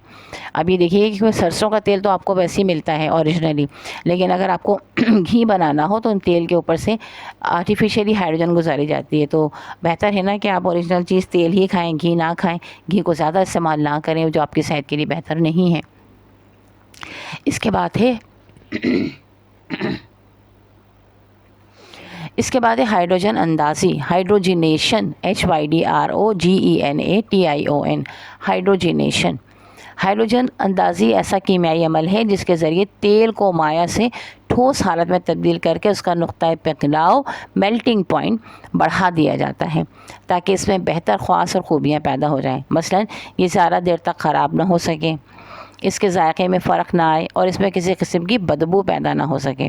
इस अमल के ज़रिए बहुत से तेल जो अपनी कुदरती हालत में खाने के काबिल नहीं होते, ऐसे तेलों में तब्दील कर लेते हैं जो खाने में बखूबी लाए जा सकें, ताकि रूए ज़मीन पर बढ़ती हुई आबादी के पेश नज़र तेल की बढ़ती हुई मांग को पूरा किया जा सके। इन तेलों में हयातीन ए और हयातीन डी शामिल कर दिए जाते हैं। विटामिन ए और विटामिन डी कहा जाता है ना, विटामिन ए और विटामिन डी से भरपूर तेल। 3.6 हैवानी तेल या चर्बी। हैवानी तेल और चर्बी ग़िज़ा में इस्तेमाल होने वाली चिकनाई का एक महफूज ज़ख़ीरा है।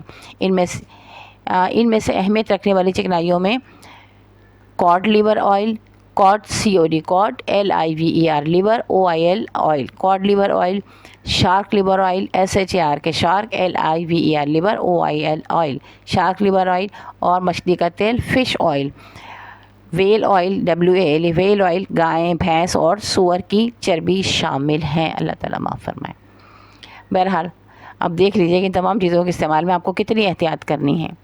हैवानी और नबाताती तेलों को साफ़ करने के बाद इनमें नमक, हयातीन A और D तुरुश मिलाकर एक शीरा, इमल्जन, EMULSION तैयार कर लिया जाता है। इस शीरे को सर्द और ठंडे से रोलर्स पर ठंडा करके मोमनुमा ठोस की सूरत में बनाया जाता है। इस तैयार शुदा ठोस को मार्जरीन कहते हैं, जो मक्खन और घी के तौर पर ग़िज़ा में इस्तेमाल की जाती है।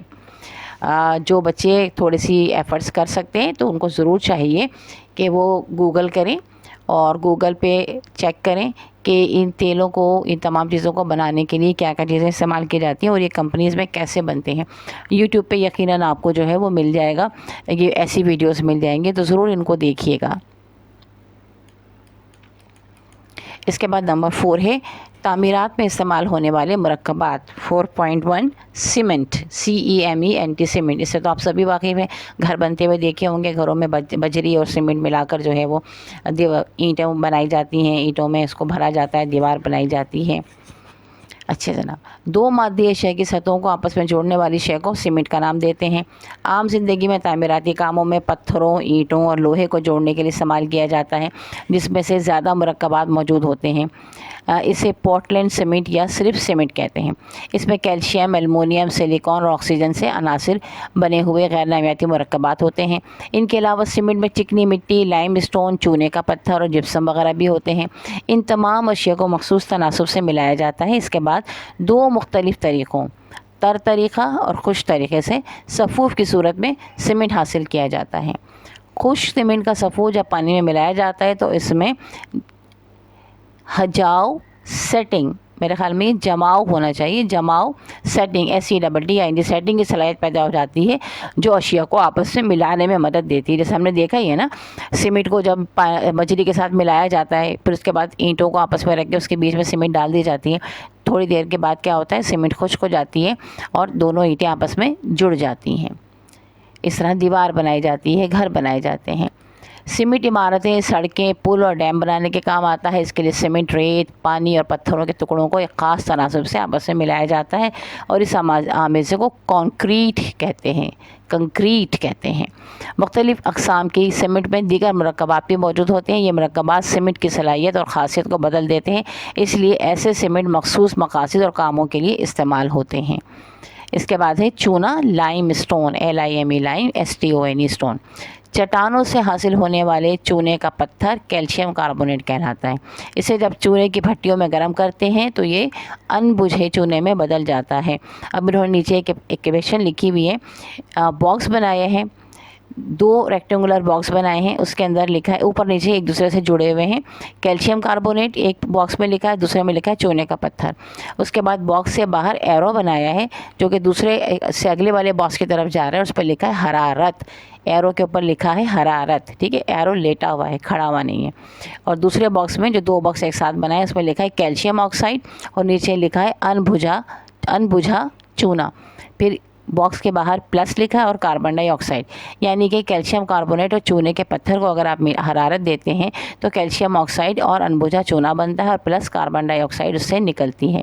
इसकी छोटी सी मिसाल हम आपको बता दें, जब आप चूना जिन घरों में होता है चूना बनाया जाता है तो क्या होता है, चूने को पानी में डालते हैं और नमक डालते हैं उसमें, उसके बाद क्या होता है वो तेज़ी से पकना शुरू हो जाता है, बॉयल होना शुरू हो जाता है, उसमें से गैस निकलना शुरू हो जाती है और जब वो ठंडा हो जाता है तो वो चूने के तौर पर इस्तेमाल किया जाता है और घरों में जो है वो चूना लगाने के लिए इस्तेमाल करते हैं उसको, जिसको हम क्या कहते हैं, वाइट वॉश कहते हैं। अनबुझे चूने को जब पानी में डाल दिया जाए तो ये चूने का पानी बुझे हुए चूने के महलूल में बदल जाता है। यानी फिर दोबारा उन्होंने एक बॉक्स बनाए, 2 बॉक्स बनाए, कैल्शियम ऑक्साइड अनबुझा चूना प्लस पानी is equal to calcium oxide, arrow बनाया है, ठीक है, कैल्शियम ऑक्साइड बन गया। घरों में दीवारों पर सफ़ेदी करने के लिए अनबुझा चूना इस्तेमाल किया जाता है जी, वाइट वॉश यानी सफ़ेदी। चूने में रेत और पानी का हमेशा बनाया जाता है जो पुराने ज़माने में तामीराती कामों में ईंटों और पत्थरों को जोड़ने में काम आता था। इसकी मज़ीद मजबूती के लिए इसमें सीमेंट मिला दिया जाता है। आमतौर पर इस किस्म के तामीराती चूने के आम में से कोई तरकीब ये होती है, नंबर 1 सीमेंट एक हिस्सा बालिहाज हुजम, नंबर 2 चूने का पत्थर 2 हिस्से यानी सफ़ूफ, नंबर 3 रेत 9 हिस्से, यानी ये बन गए इस तरीके से आपके 12 हिस्से। इनको मिलाकर, चूँकि पानी जज़्ब करने की सलाहियत रखता है, चूँकि चूना पानी को जज़्ब करने की सलाहियत रखता है, इसलिए मरतूब आबहवा वाली जगह में ऐसे तामीराती कामों के लिए मुनासिब नहीं है।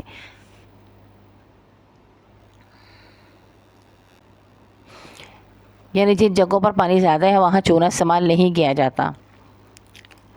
4.3 है रेत। चट्टानें कुदरती तौर पर हवा, पानी, आंधी, बारिश और तूफ़ान वगैरह के असरात से टूट फूट कर बारीक ज़र्रात में तब्दील हो जाती हैं। इन छोटे छोटे ज़र्रात का अमूमन रेत का नाम दिया जाता है। रेत के ज़ख़ीरे अक्सर दरियाओं, नदियों और नहरों की गुज़रगाहों में पाए जाते हैं। समंदरों की तह में इसकी मकदार इतनी ज़्यादा होती है कि 1 मुरब्बा मील समंदर में 15,000 टन रेत हासिल की जा सकती है। तिजारती पैमाने पर रेत का इस्तेमाल तामीरात में बहुत अहम है। ये कंक्रीट, प्लास्टर और दीगर मकासद के लिए काम आती है। जिस ज़मीन या मिट्टी में 50% रेत की मकदार हो उसे रेतीली मिट्टी का नाम देते हैं। रेत कीमियाई तौर पर सिलिकॉन और ऑक्सीजन का मुरक्कब है और silicon dioxide S capital, I small, O capital, उसके बाद उसके नीचे छोटा सा 2 SiO2 कहलाता है और उसे कास्टिक सोडे के साथ गर्म पानी पर सोडियम सिलिकेट झागनुमा मरकब हासिल होता है जो साबुन की सनत में काम आता है। अमूमन शीशा सिलिकॉन डाइऑक्साइड से ही बनाया जाता है। इसके बाद है पेंट और वार्निश। पेंट और वार्निश ऐसे माये हैं जो हवा में जमकर मुख्तलिफ़ चीज़ों की सतह के बचाव के लिए इस्तेमाल होते हैं। नेज़ उसे आराइशी मकासद के लिए भी इस्तेमाल किया जाता है। पेंट पिगमेंट, PIGMENT पिगमेंट या फ्लूइड वेजिक बाइंडर FLUIDVEGIC वेजिस BINDR बाइंडर, मसलन linseed oil LINSEAD linseed oil को मिलाकर बनाया जाता है। आपने देखा होगा ना फर्नीचर वगैरह पे जो है पॉलिश की जाती है ताकि वो अच्छे से शक्ल का हो जाए। वसी तरह मफहूम में पेंट दरअसल पिगमेंट और किसी जुड़ने वाली चीज़ का ऐसा आमेज़ा है जो खुश्क और पतली तह की सूरत में किसी सतह की खूबसूरती या हिफाजत के लिए इस पर फैलाया जाता है। वार्निश एक शफ़ाफ़ महलूल है जो हवा की मौजूदगी में जमकर महफूज तह बना लेता है। मसलन शफ़ाफ़ रंग और वार्निश को लेक्वर्ड्स LACQUERS लेक्वर्ड्स कहते हैं।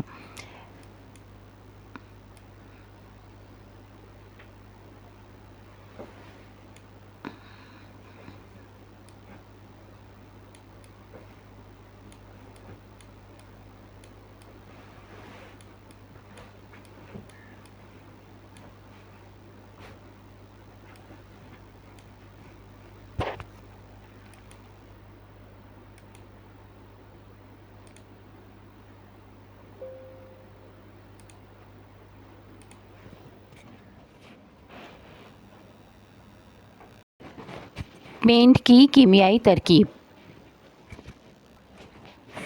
अलिफ खुश्क करने वाला तेल drawing oil DRYING drawing OIL oil.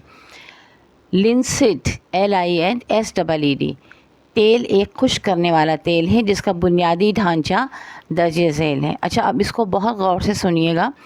पहली पूरी एक लाइन है, इस लाइन में देखें इस तरह लिखा है C capital H capital, H के बराबर में 2 लिखा हुआ है, फिर डैश है, फिर O लिखा हुआ है यानी ऑक्सीजन, फिर इसके बाद बीच में डैश है, फिर CO, C capital O capital. अच्छा, ये जो डैश है ये सारे ये बॉन्ड जाहिर करते हैं, यानी कि CH2 का बॉन्ड जो है वो ऑक्सीजन के साथ मिला, ऑक्सीजन बॉन्डिंग हुई CO के साथ, ठीक है।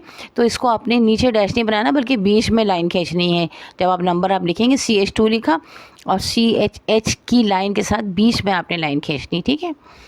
फिर उसके बाद O लिखा, फिर डैश, फिर CO, फिर डैश, फिर C7H14, C लिखा, उसके नीचे छोटा सा 7 लिखा, H के बाद छोटा सा 14 लिखा, फिर आपने बॉन्ड यानी डैश की लाइन बनाई, फिर CH और CH के बाद इक्वल टू का निशान बनाया, ये जाहिर करता है डबल बॉन्ड को। फिर उसके बाद CH, फिर सिंगल एक आपने डैश बनाया, फिर CH2 लिखा, फिर इसके बराबर में CH लिखा, फिर उसके बराबर में डबल बॉन्ड यानी इक्वल टू का निशान लगा दिया आपने, फिर इसके बाद CH, फिर डैश, फिर C5H11, ठीक है। ये आपकी एक लाइन कंप्लीट हुई। अब दूसरी लाइन में आ जाइए, तो आपका CH2O CO C7H14 CH, ये पूरा का पूरा वैसे ही रहेगा जैसा कि आपने ऊपर वाली लाइन में लिखा है। इसके बराबर में CH2 CH double bond CH, यहाँ तक कि ये पूरी लाइन ऐसी ही रहेगी, और C5H11 जैसे आपकी ने ऊपर वाली लाइन लिखी है बिल्कुल वैसे ही आप नीचे वाली लाइन लिखेंगे, लेकिन CH11 के बाद आपने डैश लगाना है, ठीक है, दोनों लाइनों में। और तीसरी लाइन भी आप बिल्कुल इसी तरह लिखेंगे। जब ये 3 लाइंस आपकी कंप्लीट हो जाएंगी तो ये आपका जो है वो लिंसीड ऑयल का स्ट्रक्चर बन जाएगा। ऑर्गेनिक कंपाउंड्स में ये स्ट्रक्चर्स बनाना सीखना और ये स्ट्रक्चर बनाना बहुत इम्पॉर्टेंट होता है। इसके बाद जनाब है ये लिंसीड ऑयल ग्लिसरीन और linoleic acid LINOLECI linoleic acid से मिलकर बनता है। अगर इसको हवा में छोड़ दिया जाए तो हवा में मौजूद ऑक्सीजन इस मालिक्यूल के गैर सैरशुदा हासिल के हिस्से के साथ जो कि हाइड्रोकार्बन जंजीर hydrocarbon HYDROCARBON hydrocarbon chain CHAN chain के आखिर में मौजूद होता है, रद्द अमल करके ऑक्साइड OXID ऑक्साइड या ईथर ETHER ईथर बनाते हैं। इस तरह ये सख्त गैर हलशुदा macro molecule MACRO macro MOULECULE macro molecule जिसका के molecular weight MOLECULAR molecular WEIGHT weight ज़्यादा होता है बन जाता है, जिसके साथ दर्जे झेल है। अच्छा, अब इसकी साथ आप देखिएगा कि आपने इस तरह बनानी है कि आपने कुछ डॉट्स बनाने हैं, उसके बाद आपने लिखना है CH, फिर एक डैश डालना है, फिर CH लिखना है, फिर कुछ डॉट्स बनाने हैं। अब जो आपने CH लिखा हुआ है 2 CH आपने लिखे हैं, इस एक CH के नीचे एक नीचे छोटी लकीर खींचिए, उसके बाद उसके नीचे O लिखिए, फिर उसके नीचे एक और लकीर खींचिए और फिर उसके नीचे CH लिखिए। इसी तरह दूसरे के साथ भी कीजिए। CH जो आपने लिखा है उसके नीचे छोटी लकीर खींची, उसके बाद O लिखा, फिर एक लकीर खींची, फिर CH लिखा। अभी जो नीचे 2 CH आए हैं इनको भी एक लकीर से एक डैश से आपस में इसके बीच में एक डैश डाल दीजिए और साइडों में वही आपने छोटे छोटे डॉट्स डाल देने, ठीक है। ये एक कंपाउंड हो गया आपका CHOCH का। फिर एरो का निशान बनाइए जो कि सीधे हाथ की तरफ इसका मुंह बना दीजिए। उसके बाद इसी तरह दूसरी तरफ भी आप जैसे कि आपने पहले में बनाया है CH, इसी तरह CH बनाइए, लेकिन इसमें आप एक फ़र्क क्या करेंगे कि यहाँ पर आपने CH और CH के दरमियान एक लकीर खींची थी यानी सिंगल बॉन्ड था, यहाँ पे आप क्या करेंगे डबल लकीर खींचेंगे यानी डबल बॉन्ड बनाएंगे। और O यहाँ पे O अलग अलग थे, यहाँ पे आप O2 लिखेंगे। यानी देखिए ये इस तरह से बेसिकली ये है कि ये कंपाउंड था CH का carbon chain plus O2 oxygen, यानी ऑक्सीजन ने इसके साथ रिएक्शन किया, प्लस फिर कार्बन चेन थी और जब ये गया तो ये अलग अलग हो गया, ये OO अलग हो गए, ठीक है। तो ये इस तरीके से है। CH के दरमियान डबल बॉन्ड बनाना है, O को आपने O2 लिखना है और फिर CH के दरमियान डबल बॉन्ड बनाना है, ठीक है। पहले वाले में सिंगल बॉन्ड होगा और दूसरे वाले में डबल बॉन्ड होगा। या आप इस तरह कर लीजिए कि डबल बॉन्ड वाला बनाया फिर एरो का निशान बनाया जो कि सीधा की तरफ इसका मुंह है, और फिर उसके बाद जो CH का हमने स्ट्रक्चर आपको बताया सिंगल बॉन्ड वाला वो आपने बनाया। ठीक है। अच्छा जनाब, इस तरह ये पेंट का एक अहम जुज़ है जो डब्बे में मोनोमियर की हैसियत से मौजूद होता है, मगर हवा में ये ईथर ऑक्साइड में तब्दील हो जाता है। इस तरह ये पॉलीमर POLYMER बन जाता है। इस तरह किसी भी सतह पर एक सख्त तह बना लेता है।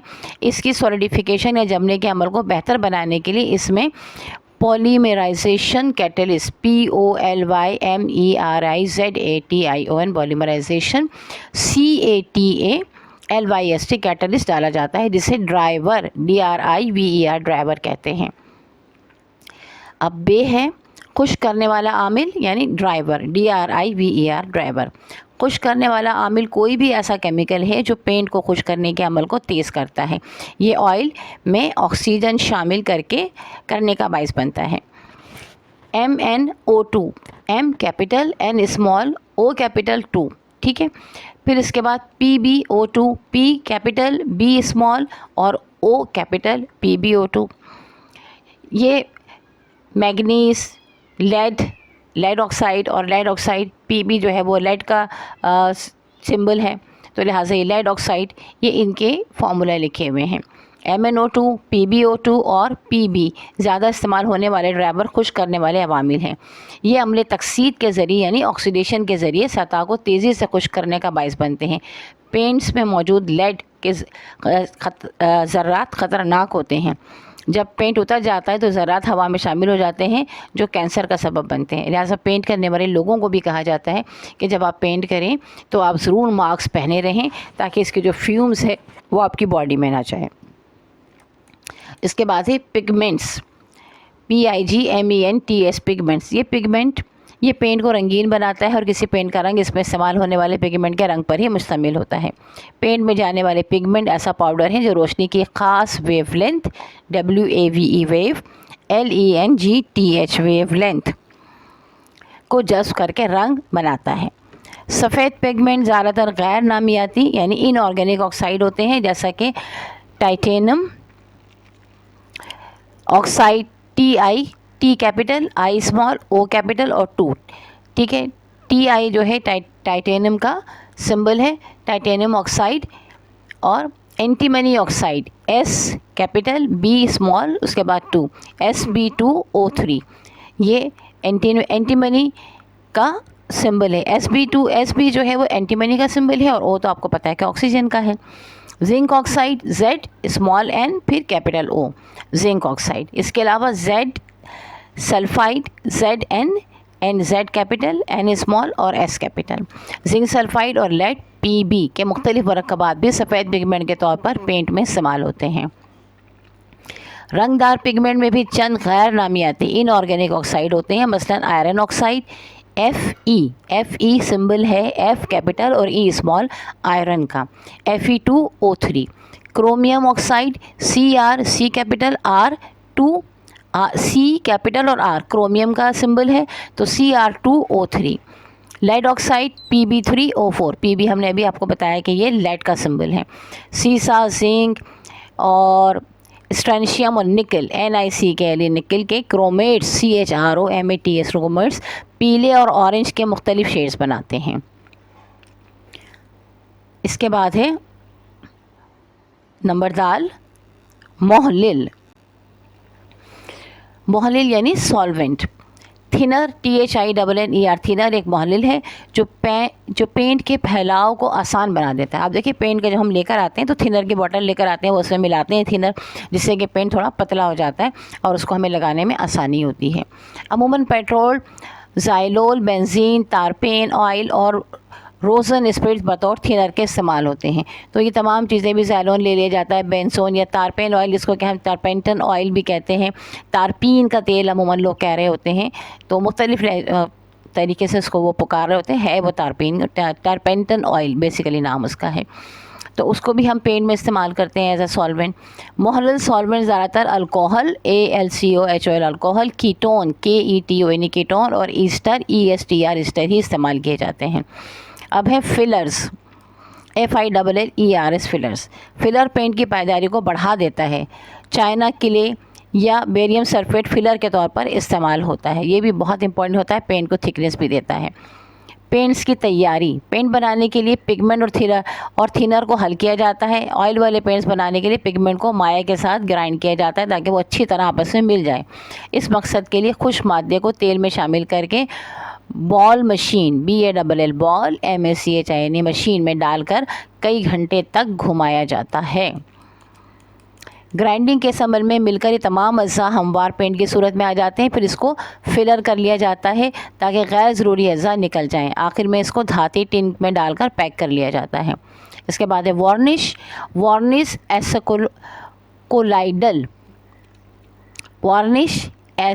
कोलाइडल महलूल है। ठीक है, वार्निश ऐसा एक अलग बात, अलग हर्फ है, और फिर colloidal COLLOIDAL।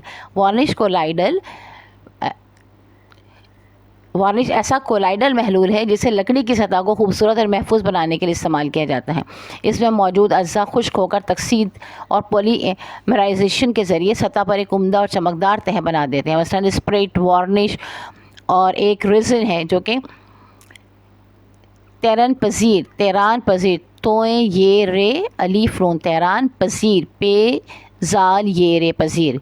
Volatile VOLATILE volatile महलिल में होता है और इसमें खुश करने वाला तेल मौजूद नहीं होता।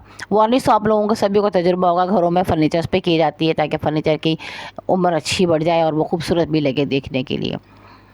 वार्निश के अज़्ज़ा सख्त सियाह अंबर गोंद, चाइना वुड ऑयल, अलसी का तेल और स्प्रेट। वार्निश की तैयारी। अंबर गोंद को आयरन के बने हुए किसी बर्तन में 650 डिग्री सेंटीग्रेड तक गर्म किया जाता है। फिर 500 डिग्री सेंटीग्रेड तक ठंडा करके चाइना वुड ऑयल में शामिल किया जाता है। इस आमेज़े को दोबारा 560 डिग्री सेंटीग्रेड तक गर्म करके अलसी का तेल शामिल करते हैं। आखिर में इसे कमरे के दर्जे हरारत के मुताबिक ठंडा करके स्प्रेट पिलाई जाती है। ये वार्निश तकरीबन 4 घंटे बाद छूने पर खुश महसूस होगी और तकरीबन 8 घंटे के बाद सख्त हो जाएगी। वार्निश पेंट से इस लिहाज से मुख्तलिफ है कि इसमें प्लास्टिटाइज और पिगमेंट शामिल नहीं होते। स्प्रेट वार्निश वो है जिसमें वॉलेटाइल माया जैसे अल्कोहल बेरोज़ा के लिए महलूल के तौर पर इस्तेमाल होते हैं, यानी सॉल्वेंट के तौर पर इस्तेमाल होते हैं। Epoxy resin EPOXY epoxy RESIN resin. Epoxy resin ऐसी सिंथेटिक रेजिन है, सिंथेटिक यानी बनाई हुई मसनूई SYNTHETIC सिंथेटिक RESIN रेजिन है जो पेंट में इस्तेमाल की जाती है। अशिया को जोड़ने के लिए घरों में इस्तेमाल की जाने वाली एपॉक्सी रेजिन 2 अलहदा छोटे शीशों पर मुश्तमिल होती है। एक शीशे में रेजिन और दूसरे में सख्त करने वाला आमिल हार्डनर मौजूद होता है। दोनों कीमियाई महलूल को मिक्स किया जाता है और इस मिक्स होने के बाद ये जम जाते हैं। अब इसकी खुद आजमाई भी हम इंशाअल्लाह ताला आपको बाद में बताएंगे। फ़िलहाल ये कर लेते हैं घरेलू साबुन साजी नंबर 5। साबुन ज़रूरियात ज़िंदगी का एक लाज़मी जुज़्व है। घरेलू पैमाने पर साबुन बहुत आसान तरीके से बनाया जा सकता है। साबुन साजी के 2 बुनियादी अज्जा होते हैं, एक चिकनाहट, दूसरी सोडा खारान। इन दोनों को पानी के ज़रिए मिलाने का नाम साबुन है। बुनियादी अशिया मुख्तलिफ़ किस्म के तेल, number 2 caustic soda.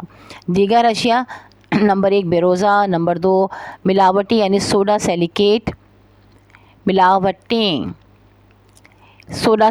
Soap stone, नमक, वॉशिंग पाउडर। नंबर 3 नहाने के साबुन, टॉयलेट सोप के लिए मुख्तलिफ़ रंग और खुशबूजात। सामान आहनी कढ़ाई यानी लोहे की कढ़ाई ले लें। घोटने के लिए कफगील, लोहे या लकड़ी की। साबुन बनाने के 2 तरीके हैं, गोल्ड प्रोसेस ठंडा तरीका कच्चा साबुन, हॉट प्रोसेस गर्म या नीम तरीका पक्का साबुन।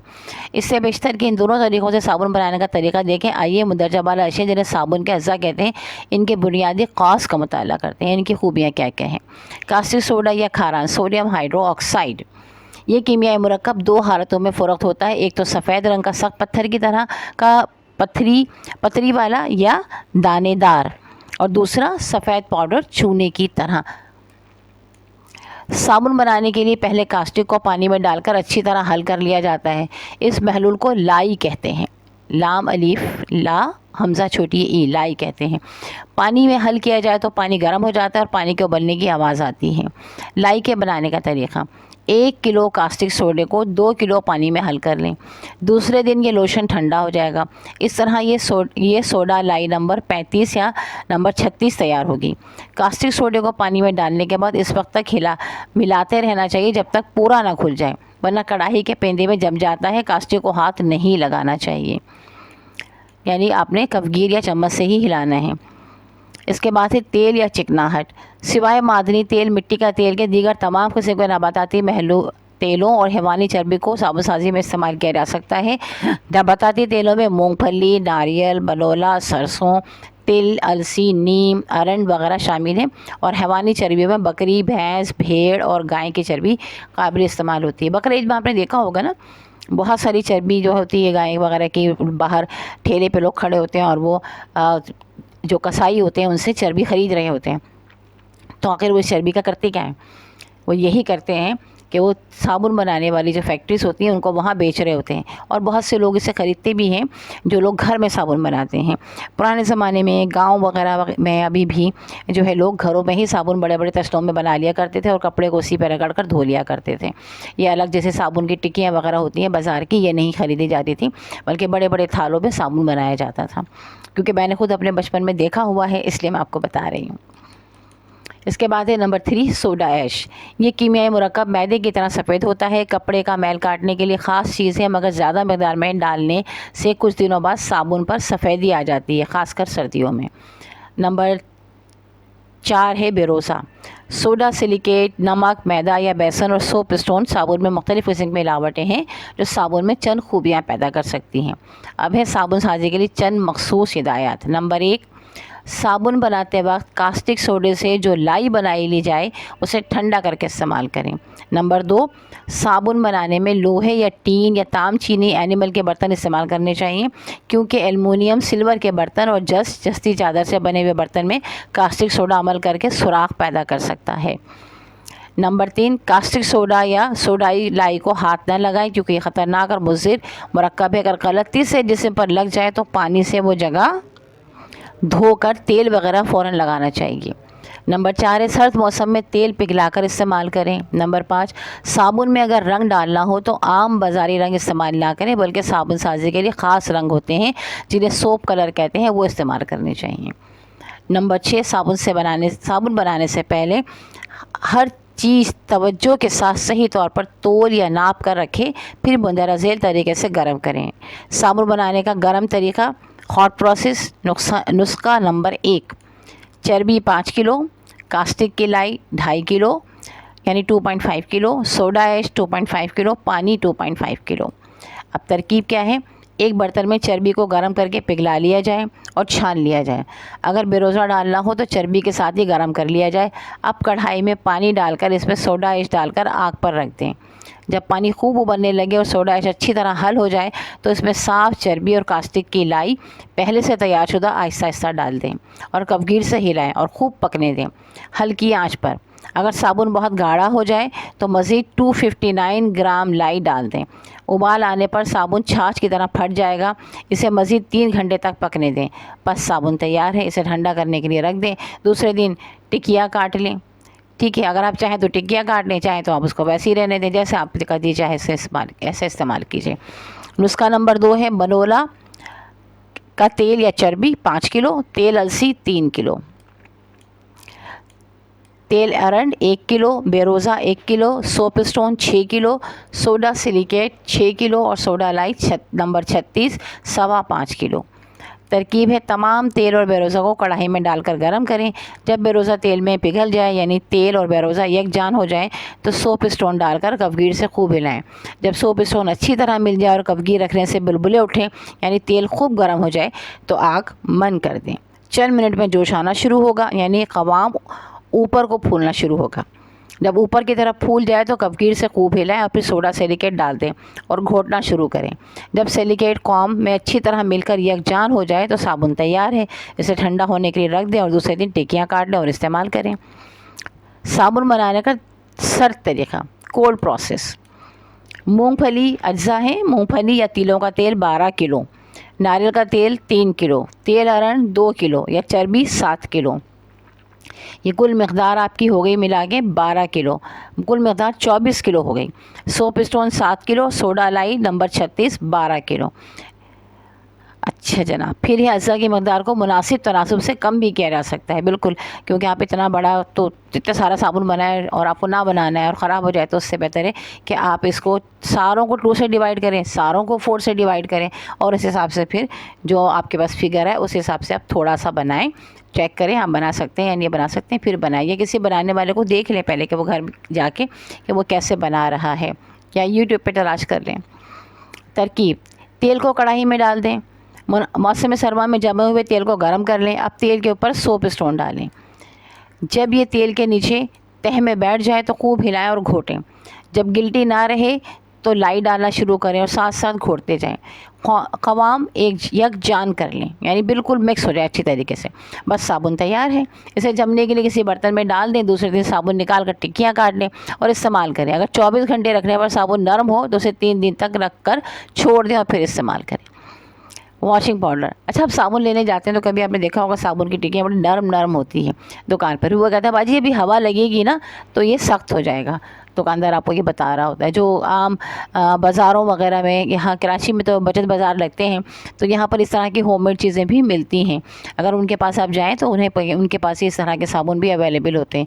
एक तो कंपनी के होते हैं जो सारे महंगे होते हैं, और इस तरह के जो बनाए हुए साबुन होते हैं वो थोड़े सस्ते भी होते हैं।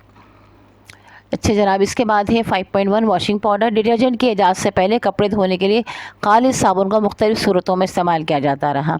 खालिस साबुन को बारीक बारीक टुकड़ों, चूरा या पत्थरों की शक्ल में बनाकर इस्तेमाल किया जाता है। आम साबुन भारी पानी के साथ मिलकर मैल कुचैल को आसानी से दूर नहीं कर सकता। भारी पानी वो पानी होता है जिसमें मुख्तलिफ़ किस्म के नमकियात पाए जाते हैं और उसका ज़ायक़ा पीने के काबिल ना हो।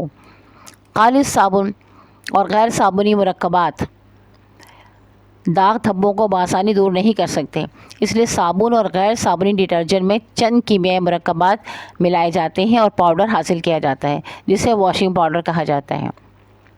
मुंदरजा वाला ख़राबियों को दूर करने के लिए जो मुरक्कबात शामिल किए जाते हैं वो ये हैं: नंबर 1 सोडियम कार्बोनेट धोबी soda, number 2 sodium triphosphate, sodium perborate, sodium silicate, sodium carbox, methyl cellulose, रंग, खुशबूजात, तेल वगैरह। इन मुरक्कबात के डिटर्जेंट या साबुन में शामिल करके वॉशिंग पाउडर बनाने का मकसद ये है कि ये मुरक्कबात कपड़ों की धुलाई और निखार में मखसूस किरदार अदा करते हैं। इसके बाद है 5.2 प्लास्टिक। प्लास्टिक के मानी है ऐसी नर्म और लचकदार अशिया जिसे किसी सांचे में ढाला जा सके। कदीम ज़माने से इंसान ऐसी चीज़ों की तलाश में रहा है जिन्हें वो सांचों में डालकर इनसे मुख्तलिफ़ चीज़ें बना सके। मुख्तलिफ़ धातों को भी पिघलाकर उनसे मुख्तलिफ़ किस्म के बर्तन और औजार बनाए जाते हैं। मोम, बेरोज़ा, राल और दूसरी कुदरती चीज़ों में भी ये खासियत पाई जाती है। ये सब चीज़ें प्लास्टिक ही हैं, लेकिन मौजूदा ज़माने में प्लास्टिक से मुराद वो चीज़ें ली जाती हैं जो इंसान ने मुख्तलिफ़ कीमियाई तरीक़ों से ईजाद की हैं और जिन्हें सांचों में डालकर बेशुमार छोटी बड़ी चीज़ें बनाई जाती हैं। कदीम अमेरिका के बाशिंदे एक मखसूस दरख्त के रस से एक लचकदार मादा हासिल करते थे जिससे वो बड़े ढेले बनाकर रखते थे। ये रबड़ की गेंदें थीं। अमेज़न के कबायली ऐसे कपड़े बनाते थे जिन पर लचकदार मादे की तह जमी हुई होती थी ताकि पानी और बारिश का असर ना हो सके। ये मादा रबड़ कहलाता है। 2 अंग्रेज़ों थॉमस हैंकॉक और चार्ल्स गुडायर ने एक ऐसी बात दरियाफ़्त की जो प्लास्टिक की सनत के लिए निहायत मुफीद साबित हुई। वो दरियाफ़्त ये थी कि अगर रबड़ में गंधक मिलाकर उसको गर्म किया जाए तो एक सख्त चीज़ बन जाती है। इस चीज़ ने बाद में एबोटाइट या वल्काटाइट का नाम पाया, यानी इसको ये नाम दिया गया। इस तरह रबड़ और गंधक को मिलाकर जो मादा हासिल हुआ उसे आम इस्तेमाल के लिए बहुत सी चीज़ें बनाई जाने लगी और जो हल्की होने के साथ साथ मजबूत और सस्ती भी थी। 1872 ईस्वी में अमेरिका के चार्ट ब्रदर ने सेलुलाइज नाइट्रेट का फूर और अल्कोहल को के मिलाप से एक ऐसा मादा बनाया जिसका नाम सेलुलाइट था। तो इससे सिनेमा की फिल्में, खिलौने, बटन और न जाने क्या क्या अशिया बनाई जाने लगी। लेकिन सेलुलोइस में ख़राबी थी कि ये तेज़ी से आग पकड़ लेता था। 19वीं सदी में 2 जर्मन साइंसदानों ने दूध की प्रोटीन और फॉर्मल्डिहाइड से एक ऐसा प्लास्टिक तैयार किया जिसे बेकालाइट, बे ये काफ अलिफ बेका, लाइट लाम अलिफ ला हमज़ा टे इट लाइट का नाम दिया गया। इसको भी सेलुलाइड जितनी अहमियत और शोहरत हासिल हुई। ये सेलुलाइड की तरह आग नहीं पकड़ता था। आजकल इससे बरक़ी आलात और गैर मौसर चीज़ें बनाई जाती हैं। बेकेलाइट चूँकि भुरभुरा होता है, इसलिए एक नया प्लास्टिक ईजाद हुआ है जिसे नायलॉन कहते हैं। नायलॉन को रेशे धागे में तब्दील करके कपड़े बनाए जाते हैं। नायलॉन के रेशे धागे में तब्दील करके कपड़े बनाए जाते हैं। प्लास्टिक की साइंस में मज़ीद तहक़ीक़ से आज दुनिया में पॉलीथीन, पॉलिएस्टर, एक्रिलिन, मसनूई लॉन कितने भी प्लास्टिक मादे सनती दुनिया में इस्तेमाल हो रहे हैं। इन सब की तैयारी में पेचीदा नामियाती मुरक्कबात इस्तेमाल होते हैं। अब है प्लास्टिक की अक़साम। Thermosetting plastic number 1। इस प्लास्टिक को जब सांचे में दबाव के तहत गर्म किया जाए तो इनमें कीमियाई तब्दीली बाक़ी होती है, जिसकी वजह से ये दोबारा ढाले नहीं जा सकते। इस सूरत में जो चीज़ें एक दफ़ा तैयार हो जाती हैं दूसरी दफ़ा नहीं पिघलती। ये प्लास्टिक किसी चीज़ में हल नहीं होते, हल्के गर्म करने से जम जाते हैं। मिसाल के तौर पर बेकेलाइट और फॉर्मिका प्लास्टिक, फ़े अलिफ़ा रे मीम ये काफ अलिफ मीका और पे लाम अलिफ प्ला सीन टे काफ मिलाकर लिखेंगे तो फॉर्मिका प्लास्टिक, जो टेलीविज़न, रेडियो के खौल और टेलीफोन के ढांचे वगैरह बनाने में इस्तेमाल हो रहे हैं। उसके बाद है थर्मोप्लास्टिक। इस प्लास्टिक को गर्म करके बआसानी नरम किया जा सकता है और बार बार ढाला भी जा सकता है, बशर्ते कि दर्जे हरारत इतना ज़्यादा ना हो कि ये जल जाए। इनको ठोस बनाने के लिए ठंडा करना पड़ता है। मिसाल के तौर पर सेलुलाइड, ये प्लास्टिक ऐनकों के फ्रेम बनाने के काम आता है। नंबर 3, टेलीफोन, टेलीफ्लोन, TEFLON, टेलीफ्लोन, और उर्दू में इसको लिखा है इन्होंने टे ये फे लाम वाव टेफ्लो और फिर नून टेफ्लोन। टेफ्लोन जैसे टेट्राफ्लोरा थाइलीन, TETRA, tetra FLUORO, tetrafluoro ethylene, ETHYLENE थाइलिन, या TFE, T capital, F capital और E कैपिटल भी कहते हैं, एक अहम पॉलीमर है। ये टेट्राफ्लोरोथाइलिन की पॉलीमराइजेशन से तैयार किया जाता है, जिसका फार्मूला दर्जे ज़ेल है। पॉलीमर, अच्छा जी, फार्मूला देखिए इस तरह लिखा हुआ है। आप उल्टे हाथ से लिखना शुरू करेंगे। स्मॉल n लिखा, कैपिटल F लिखा, उसके नीचे 2 लिखा और बराबर में C लिखा। ठीक है, ये मोनोमर्स हैं, MONOMER मोनोमर। इसके C के बराबर में आपने इक्वल टू का निशान लगाया, जो कि डबल बॉन्ड है बेसिकली। CF2 लिखा, C कैपिटल, F लिखा, फिर F के बाद 2 लिखा, CF2, फिर एरो का निशान लगाया। एरो के ऊपर आपने लिखा पॉलीमराइजेशन, यानी पॉलीमराइजेशन का अमल हो रहा है। इसके बाद आपने एक ब्रैकेट बनाया, उसमें लिखा F2C, F2 यानी F कैपिटल, उसके बराबर में 2 और फिर C कैपिटल, फिर एक डैश डाला, उसके बाद फिर CF2 लिखा, फिर ब्रैकेट बंद कर दिया और ब्रैकेट के बाहर नीचे आपने छोटा सा n बना दिया, यानी नंबर जो भी होगा वो हम लिखते हैं इसमें। तो ये आपका फॉर्मूला कंप्लीट हो गया। टेट्राफ्लोरोथाइलिन के polymer powder, moulding MOLDING moulding, films FILM films, और फाइबर FIBRE फाइबर की फॉर्म्स FORMS फॉर्म्स में भी दस्तियाब है। इसके अलावा FEP fluorinated ethylene propylene, fluorinated ethylene ethylene propylene, ठीक है, fluorinated ethylene propylene, FLOURINATED fluorinated, ETHYLEN ethylene, PROPYLE propylene के रेसिन्स RESINS भी मुख्तलिफ हालत में दस्तियाब हैं। टेफ्लॉन नॉन स्टिक बर्तन, पैकिंग, फ़िल्टर और प्लास्टिक की तैयारी में इस्तेमाल किया जाता है। ये प्लास्टिक बहुत ज़्यादा दर्जे हरारत और बिजली के झटकों से महफूज रखने की सलाहियत रखता है। 5.3 है कपड़ों से दाग धब्बों को दूर करना। अव्वल तो दाग धब्बों को कपड़ों पर से फौरी तौर पर साफ़ करने की कोशिश करनी चाहिए, ताकि ये मुस्तकिल तौर पर कोई निशान पैदा ना करें, और इस काम के लिए कपड़े धोने का आम पाउडर इस्तेमाल किया जाता है। इस तरीके में पहले निशान दूर करने वाली माया चीज़ को कपड़े के एक सिरे या कोने पर लगाकर देख लेना चाहिए कि ये चीज़ कपड़े के रंग को तो ख़राब नहीं करेगी। दाग या निशान वाली जगह पर थोड़ी सी रुई के ज़रिए साफ़ करने वाली शय लगाई जाए और धब्बे के बाहर यानी बैरूनी हिस्से के अंदर की जानिब साफ़ करने की कोशिश करनी चाहिए। कपड़े धब्बे दूर करने वाली माया को अच्छी तरह निचोड़ देना चाहिए। आइए मुदरजिल जदूल का मुताला करें, इन अशिया और तरीक़ेकार को जान लें जिनकी मदद से मुख्तलिफ धब्बों को दूर किया जा सकता है। अच्छा, अब ये इन्होंने एक टेबल बनाया हुआ है, इसमें 3 कॉलम्स हैं। ठीक है, और रोज़ बहुत सारी हैं। नंबर 1 है नंबर शुमार, नंबर 1 दाग धब्बे, खून के दाग धब्बे। साफ़ करने का तरीका क्या है? धोबी सोडे या वॉशिंग पाउडर में डुबोने से, लेकिन ऊनी और रेशमी कपड़े आम ठंडे पानी में डुबोकर साफ़ किए जा सकते हैं। नंबर 2 चाय और कॉफ़ी।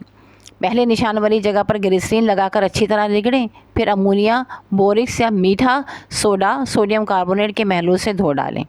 तो ये आपके चाय और कॉफ़ी के धब्बे जो हैं वो निकल जाएंगे। फौरी तौर पर सिर्फ पानी से भी धो लें तब भी निकल जाता है वैसे। इसके बाद है फलों के रस। तो इसको साफ़ करने के लिए गर्म पानी में वॉशिंग पाउडर डालकर धो डालने से, सफ़ेद कपड़ों पर इन धब्बों के ब्लीचिंग पाउडर और अमोनिया के हल्के महलूल से धो डालने से हाइड्रोजन पर ऑक्साइड का भी इस्तेमाल किया जा सकता है। अमोनिया के हल्के महलूल से पसीने के दाग धब्बे भी दूर किए जा सकते हैं। अब घास के धब्बे नंबर 4, मेथिलीन स्प्रिट में डुबोकर पानी से धो डालने से घास के धब्बे दूर हो जाते हैं। पेंट, रंग और रोगन अगर आपके कपड़ों पर लग जाए तो क्या करेंगे? अमूमन तारपीन के तेल से पेंट्स के निशानात दूर किए जा सकते हैं, मगर देर से लगे हुए पेंट्स के दाग धब्बे एसीटोन से साफ़ किए जा सकते हैं। मसनूई रेशे, सिल्क और रेशम के कपड़ों पर एहतियात करनी चाहिए। इसके बाद है ग्रीस, तेल, मक्खन, घी, बूट पॉलिश, लिपस्टिक और दीगर चिकनी अशिया अगर इनके धब्बे लग जाएं तो कार्बन टेट्राक्लोराइड या दीगर ग्रीस दूर करने वाले नामियाती महलूल इस्तेमाल किए जा सकते हैं, उससे ये साफ़ हो जाएंगे। नंबर 7 है खुराक के धब्बे, खाना पीना जो आप गिरा लेते हैं कपड़ों पर। पहले कार्बन टेट्राक्लोराइड से धो डालें जो ग्रीस को हल कर लेता है, फिर गर्म पानी में डुबोकर रगड़कर साफ़ कर लें। कोल तार, कार्बन टेट्राक्लोराइड से धोने से इसके धब्बे साफ़ हो जाएंगे। स्याही या लिखने वाली रोशनाई, इसके अगर धब्बे लग जाएं तो सिट्रिक एसिड या नींबू के जूस और पानी से साफ़ किए जा सकते हैं। ये काम आप लोग बहुत करते हैं ना, आपके कपड़ों पे जो इंक लग जाती है, पेन की इंक लगा लेते हैं, तो अम्मी को बता दीजिएगा कि अम्मी आप जो है ना परेशान ना हो, सिट्रिक एसिड या नींबू के जूस और पानी से इसको साफ़ कर सकती हैं। आप कुदरती रंग अगर कोई लग जाए, पहले सिट्रिक एसिड या नींबू के रस में चंद घंटे डुबो दें और फिर पानी से रगड़ कर धो डालें। बॉल पॉइंट्स की स्याही, मेथिलीडेट स्प्रिट या एसीटोन से सिल्क और मसनूई रेशे पर एसीटोन अमल करना है। अब नेल पॉलिश अगर लग जाए तो कार्बन टेट्राक्लोराइड माया में रगड़ने से। च्युइंगम अगर आपने चिपका ली है अपने कपड़ों पर तो कार्बन टेट्राक्लोराइड माया में रगड़ने से। ठीक है, अब इन्होंने ये नहीं बताया कि अगर जंग लग जाए तो क्या किया जाए, जिसकी कि मुझे ज़रूरत थी, वरना मुझे मेरे में भी साफ़ हो जाता है कि जंग को कैसे दूर किया जाए। अगर आपको पता हो तो ज़रूर हमें कमेंट्स में बताइएगा कि अगर दुपट्टे पर, रेशमी दुपट्टे पर अगर जंग लग जाए तो उसको कैसे किया जाए। बर्फ़ में लगा चुकी हूँ, बाकी सारे डिटेल्स तो मैंने यूज़ कर लिए हैं, लेकिन अभी तक वो साफ़ नहीं हो पाया है, जिसका मुझे बेइंतहा अफसोस है। तो अगर आपको पता हो ये तरकीब, अम्मी से पूछिएगा, किसी को बड़े को पता हो तो ज़रूर मुझे जो है कमेंट्स में बताइएगा। अच्छा जनाब, एहतियात, कार्बन टेट्राक्लोराइड और मेथिलीडेट स्प्रिट को आग के शोले के नज़दीक इस्तेमाल नहीं करना चाहिए क्योंकि ये बहुत जल्द आग पकड़ लेते हैं। रेयान और विस्कोस धागों से बने हुए कपड़ों पर एसीटोन अमल करता है, उन्हें हल कर लेता है। ट्राइसिल के कपड़े क्लोरोफॉर्म और मेथिलीन क्लोराइड जैसे माया में हल हो जाते हैं। शीशे की अशिया और पोर्सलिन, चीनी मिट्टी पर से दाग धब्बों को इस तरीके से साफ़ किया जा सकता है। पोर्सलिन के अमूमन बर्तन मिलते हैं तो उसको साफ़ करने के लिए अच्छा तरीका है ये। अब तरीका क्या है? ब्रश या किसी रगड़ने वाली चीज़ पर एक्जेलिक एसिड का महलूल लगाकर खूब रगड़ें तो धब्बे दूर हो जाएंगे। अगर ये दाग गहरे ब्राउन भूरे रंग के हों तो इन पर नमक का तेज़ाब ड्रॉपर से आहिस्ता आहिस्ता डालिए और बाद में खूब पानी से धो डालने पर यह ब्राउन रंग के दाग धब्बे दूर किए जा सकते हैं। एक्जेलिक एसिड और नमक के तेज़ाब को निहायत एहतियात से इस्तेमाल करना चाहिए क्योंकि ये शदीद तेज़ाबी खासियत रखता है। यानी ये नहीं कि बस धड़ाधड़ लेके इस्तेमाल करना शुरू कर दिया, आपको इसको एहतियात भी करनी है। अच्छा जनाब, अब है नंबर 6, घरों में इस्तेमाल होने वाले बर्तनों की अक़साम। नंबर 1, मिट्टी के बर्तन। फ़वाइद, इनमें खाना पकाने का नेस खाना देर तक रखने का कोई नुकसान नहीं होता। इसी तरह खुराक में मौजूद तेज़ाबी अल्कली मादे इन पर कोई असर नहीं करते। गर्मियों के मौसम में अगर पानी ठंडा करना हो तो अमूमन देहातों में घड़े इस्तेमाल किए जाते हैं, जिसको मटका भी कहते हैं ना, जो कि पानी ठंडा करने का बायस बनते हैं। इसके अलावा ये बर्तन सस्ते दामों दस्तियाब हैं। कंप्यूटर, टेलीविज़न वगैरह की शुआओं का इन पर कोई असर नहीं होता। वैसे अब ये सस्ते दामों नहीं मिलते अब तो, क्योंकि सबको पता लग गया है कि भाई ये जो आप मेटल के बर्तन इस्तेमाल करते हैं, सिल्वर के, स्टेनलेस स्टील के या नॉन स्टिक भी, तो ये सेहत के लिए अच्छे नहीं होते हैं। तो मिट्टी के बर्तनों में खाना बनाना चाहिए। तो दोबारा से लोग इस तरफ लौट रहे हैं, तो मिट्टी के बर्तन भी महंगे हो गए हैं, लेकिन फिर भी सस्ते ही हैं, सेहत से तो महंगे नहीं है ना। नुकसानात क्या है? मिट्टी के बर्तन में खाना पकाने में वक्त ज़्यादा लगता है क्योंकि मिट्टी के बर्तन देर में गर्म होता है, लिहाजा इनको इस्तेमाल करने से ईंधन का इस्तेमाल ज़्यादा होगा।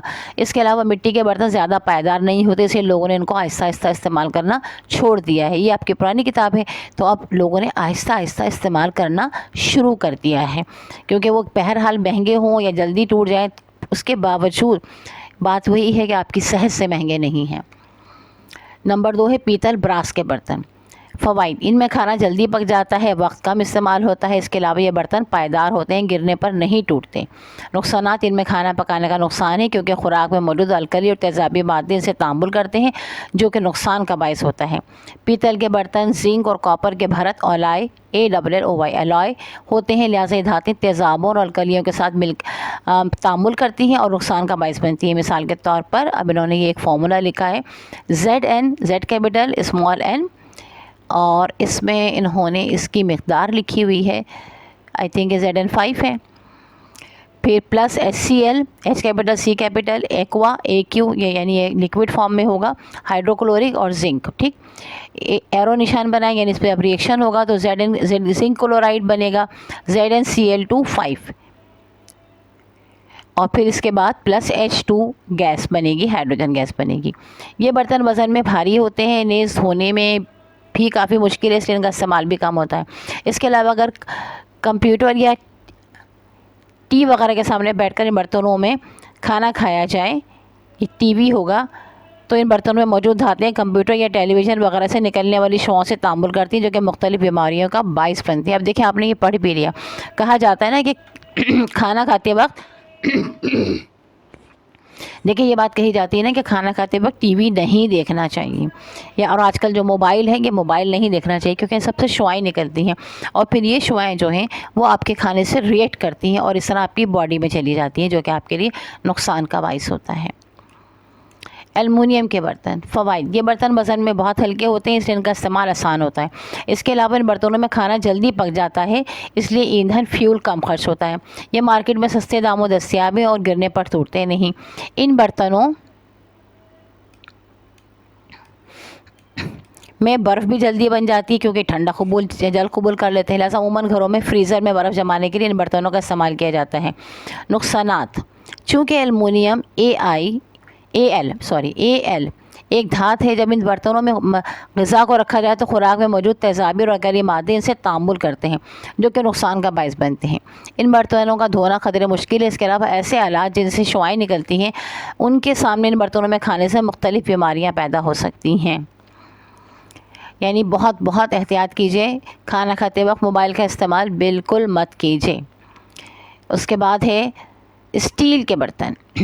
स्टील के बर्तन में फ़वाइद क्या है? इनमें खाना पकाना आसान है, जल्दी पक जाता है, वज़न में हल्के होते हैं, लिहाजा इनका इस्तेमाल आसान है। इसके अलावा दीदा ज़ेब होते हैं, ये बर्तन धोने में बहुत आसान है, लिहाजा आजकल ये ज़्यादा घरों में ये बर्तन इस्तेमाल होते हैं। इसके अलावा पायदार होते हैं।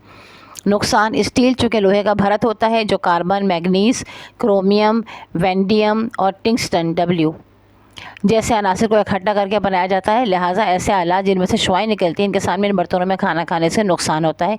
ये बर्तन महंगे होते हैं, इसलिए हर तबके के लोग नहीं ख़रीद सकते। बहुत अच्छी बात है कि नहीं ख़रीद सकते, लेकिन सबसे अभी तक जितनी चीज़ें हमने पढ़ी हैं, सिर्फ हमने देखा कि मिट्टी के बर्तन जो हैं उनका सिर्फ एक नुकसान है कि वो जल्दी टूट जाते हैं। देखिए, वो टूटेंगे भी उस वक्त जब आप उसको बदतमीज़ी से इस्तेमाल करेंगे, यानी पटक पटक के इस्तेमाल करेंगे। आप उसको आराम से चूल्हे पर रखें, चूल्हे पर से उतारें तो कपड़े से पकड़ के आराम से उतारें, तो वो यकीनन नहीं टूटेंगे। बर्तन धोते वक्त ख्याल करें, ख़ुद धोएं, अच्छे से आराम से धोएं, तब भी वो नहीं टूटेंगे। और बरस इस्तेमाल होंगे। हमारे यहाँ इस्तेमाल होती हैं मिट्टी के बर्तन, बहुत दिनों तक मिट्टी की हांडी चलती रहती है, बिल्कुल भी नहीं वो टूटती फूटती, कहीं से कोई कोना नहीं झड़ता, इसलिए कि एहतियात से इस्तेमाल किया जाता है। सेहत से बढ़कर कोई चीज़ नहीं है, ये बात बस अपने जहन में बिठा लीजिए। फिर है प्लास्टिक के बर्तन। फ़वाइद: ये बर्तन मार्केट में सस्ते दामों दस्तियाब है, इनके अलावा वज़न में हल्के होते हैं, दीदा ज़ेब है, धोने में बहुत आसान है। नुकसान: आम तौर पर मार्केट में मुख्तलिफ़ रंगों के प्लास्टिक के बर्तन दस्तियाब हैं। इनमें रंग पैदा करने के लिए लेड और इनके मुरक्कबात को इस्तेमाल किया जाता है। लेड एक इंतहाई मुज़र सेहत अंसर है, जो कि खाने के बर्तनों में नुकसान का बायस बनता है। खाना पकाने के लिए अच्छी किस्म के प्लास्टिक के बर्तन सिर्फ ओवन में इस्तेमाल हो सकते हैं, आग पर नहीं। इसके अलावा ज़्यादा पायदार नहीं होते। शीशे के बर्तन। इनमें खाना पकाने फ़वाइद क्या हैं? इनमें खाना पकाने या रखने का कोई नुकसान नहीं होता। इसके अलावा धोने में बहुत आसान होते हैं, दीदा ज़ेब होते हैं, नेज़ इन पर शुआओं का असर नहीं होता। नुकसान, इनके टूटने का अंदेशा ज़्यादा रहता है। इसके अलावा इनमें खाना ओवन में रखकर पकाया जा सकता है, आग पर नहीं। मार्केट में मुख्तलिफ़ रंगों के गिलास के बर्तन दस्तयाब हैं। इनमें रंग पैदा करने के लिए जो मुरक्कबात इस्तेमाल किए जाते हैं वो नुकसान का बायस बनते हैं। इसके अलावा शीशे के बर्तन महंगे होते हैं, इसलिए हर तबके के लोग इसे ख़रीद नहीं सकते। और दूसरा वो वाले बर्तन जो कि अब हो गए हैं, यानी आप शीशे के बर्तन को आप आग पर रख कर भी पका सकते हैं, लेकिन बेइंतहा महंगे हैं। और बहरहाल अफोर्डेबल जो है, आखिरी कार जो हमारा वोट है वो है कि आपने मिट्टी के बर्तन ही इस्तेमाल करने हैं। तो अल्हम्दुलिल्लाह ये हमारा चैप्टर नंबर 9 कंप्लीट हो गया। इंशाअल्लाह ताला इसकी पूरे चैप्टर की जो खुद आजमाई है उसके जवाबात हम आपको जल्द ही एक वीडियो की सूरत में आपको हम देंगे। बल्कि ज़्यादा कभी इम्कानात इस बात के हैं कि 4-5 चैप्टर्स के मिलाकर आपको खुद आजमाई दे दी जाएगी, तो इस तरह आपको ये आसानी होगी कि याद करने में भी आपके लिए आसान रहेगा। उम्मीद है कि चैप्टर आपको समझ में आया होगा और कोशिश है कि समझ में आए। वैसे तो काफ़ी रूखा भी है, लेकिन बहुत सारी अच्छी बातें भी इसमें हैं, जैसे साबुन बनाने के तरीके हैं, खाने पकाने के बारे में जो बातें हमें पता चली, बर्तनों का इस्तेमाल जो हमें पता लगा है। तो अगर बच्चियाँ इसको सुन रही हैं तो उनको तो चाहिए कि फ़ौरी तौर पर इस पर अमल करें। जो लड़के सुन रहे हैं उनको चाहिए कि घर में वालिदैन को बताएं, घर वालों को बताएं कि भाई मिट्टी के बर्तन इस्तेमाल करें, ये फ़ायदेमंद भी हैं, इससे कोई रिएक्शन नहीं होता। दूसरा फिर अपनी ये आदत कि अगर आप मोबाइल इस्तेमाल करते हुए खाना खाते हैं तो हरगिज़ ना करें। आपकी सेहत और आपकी ज़िंदगी से बढ़कर कोई चीज़ नहीं है। अपने आप को बचाइए और अपनी सेहत को बचाइए। अल्लाह ताला आपको सेहत सलामती में रखे। नेक्स्ट चैप्टर की सलूशन और उसकी एक्सप्लेनेशन तक के लिए हमें इजाज़त दीजिए। अल्लाह हाफ़िज़।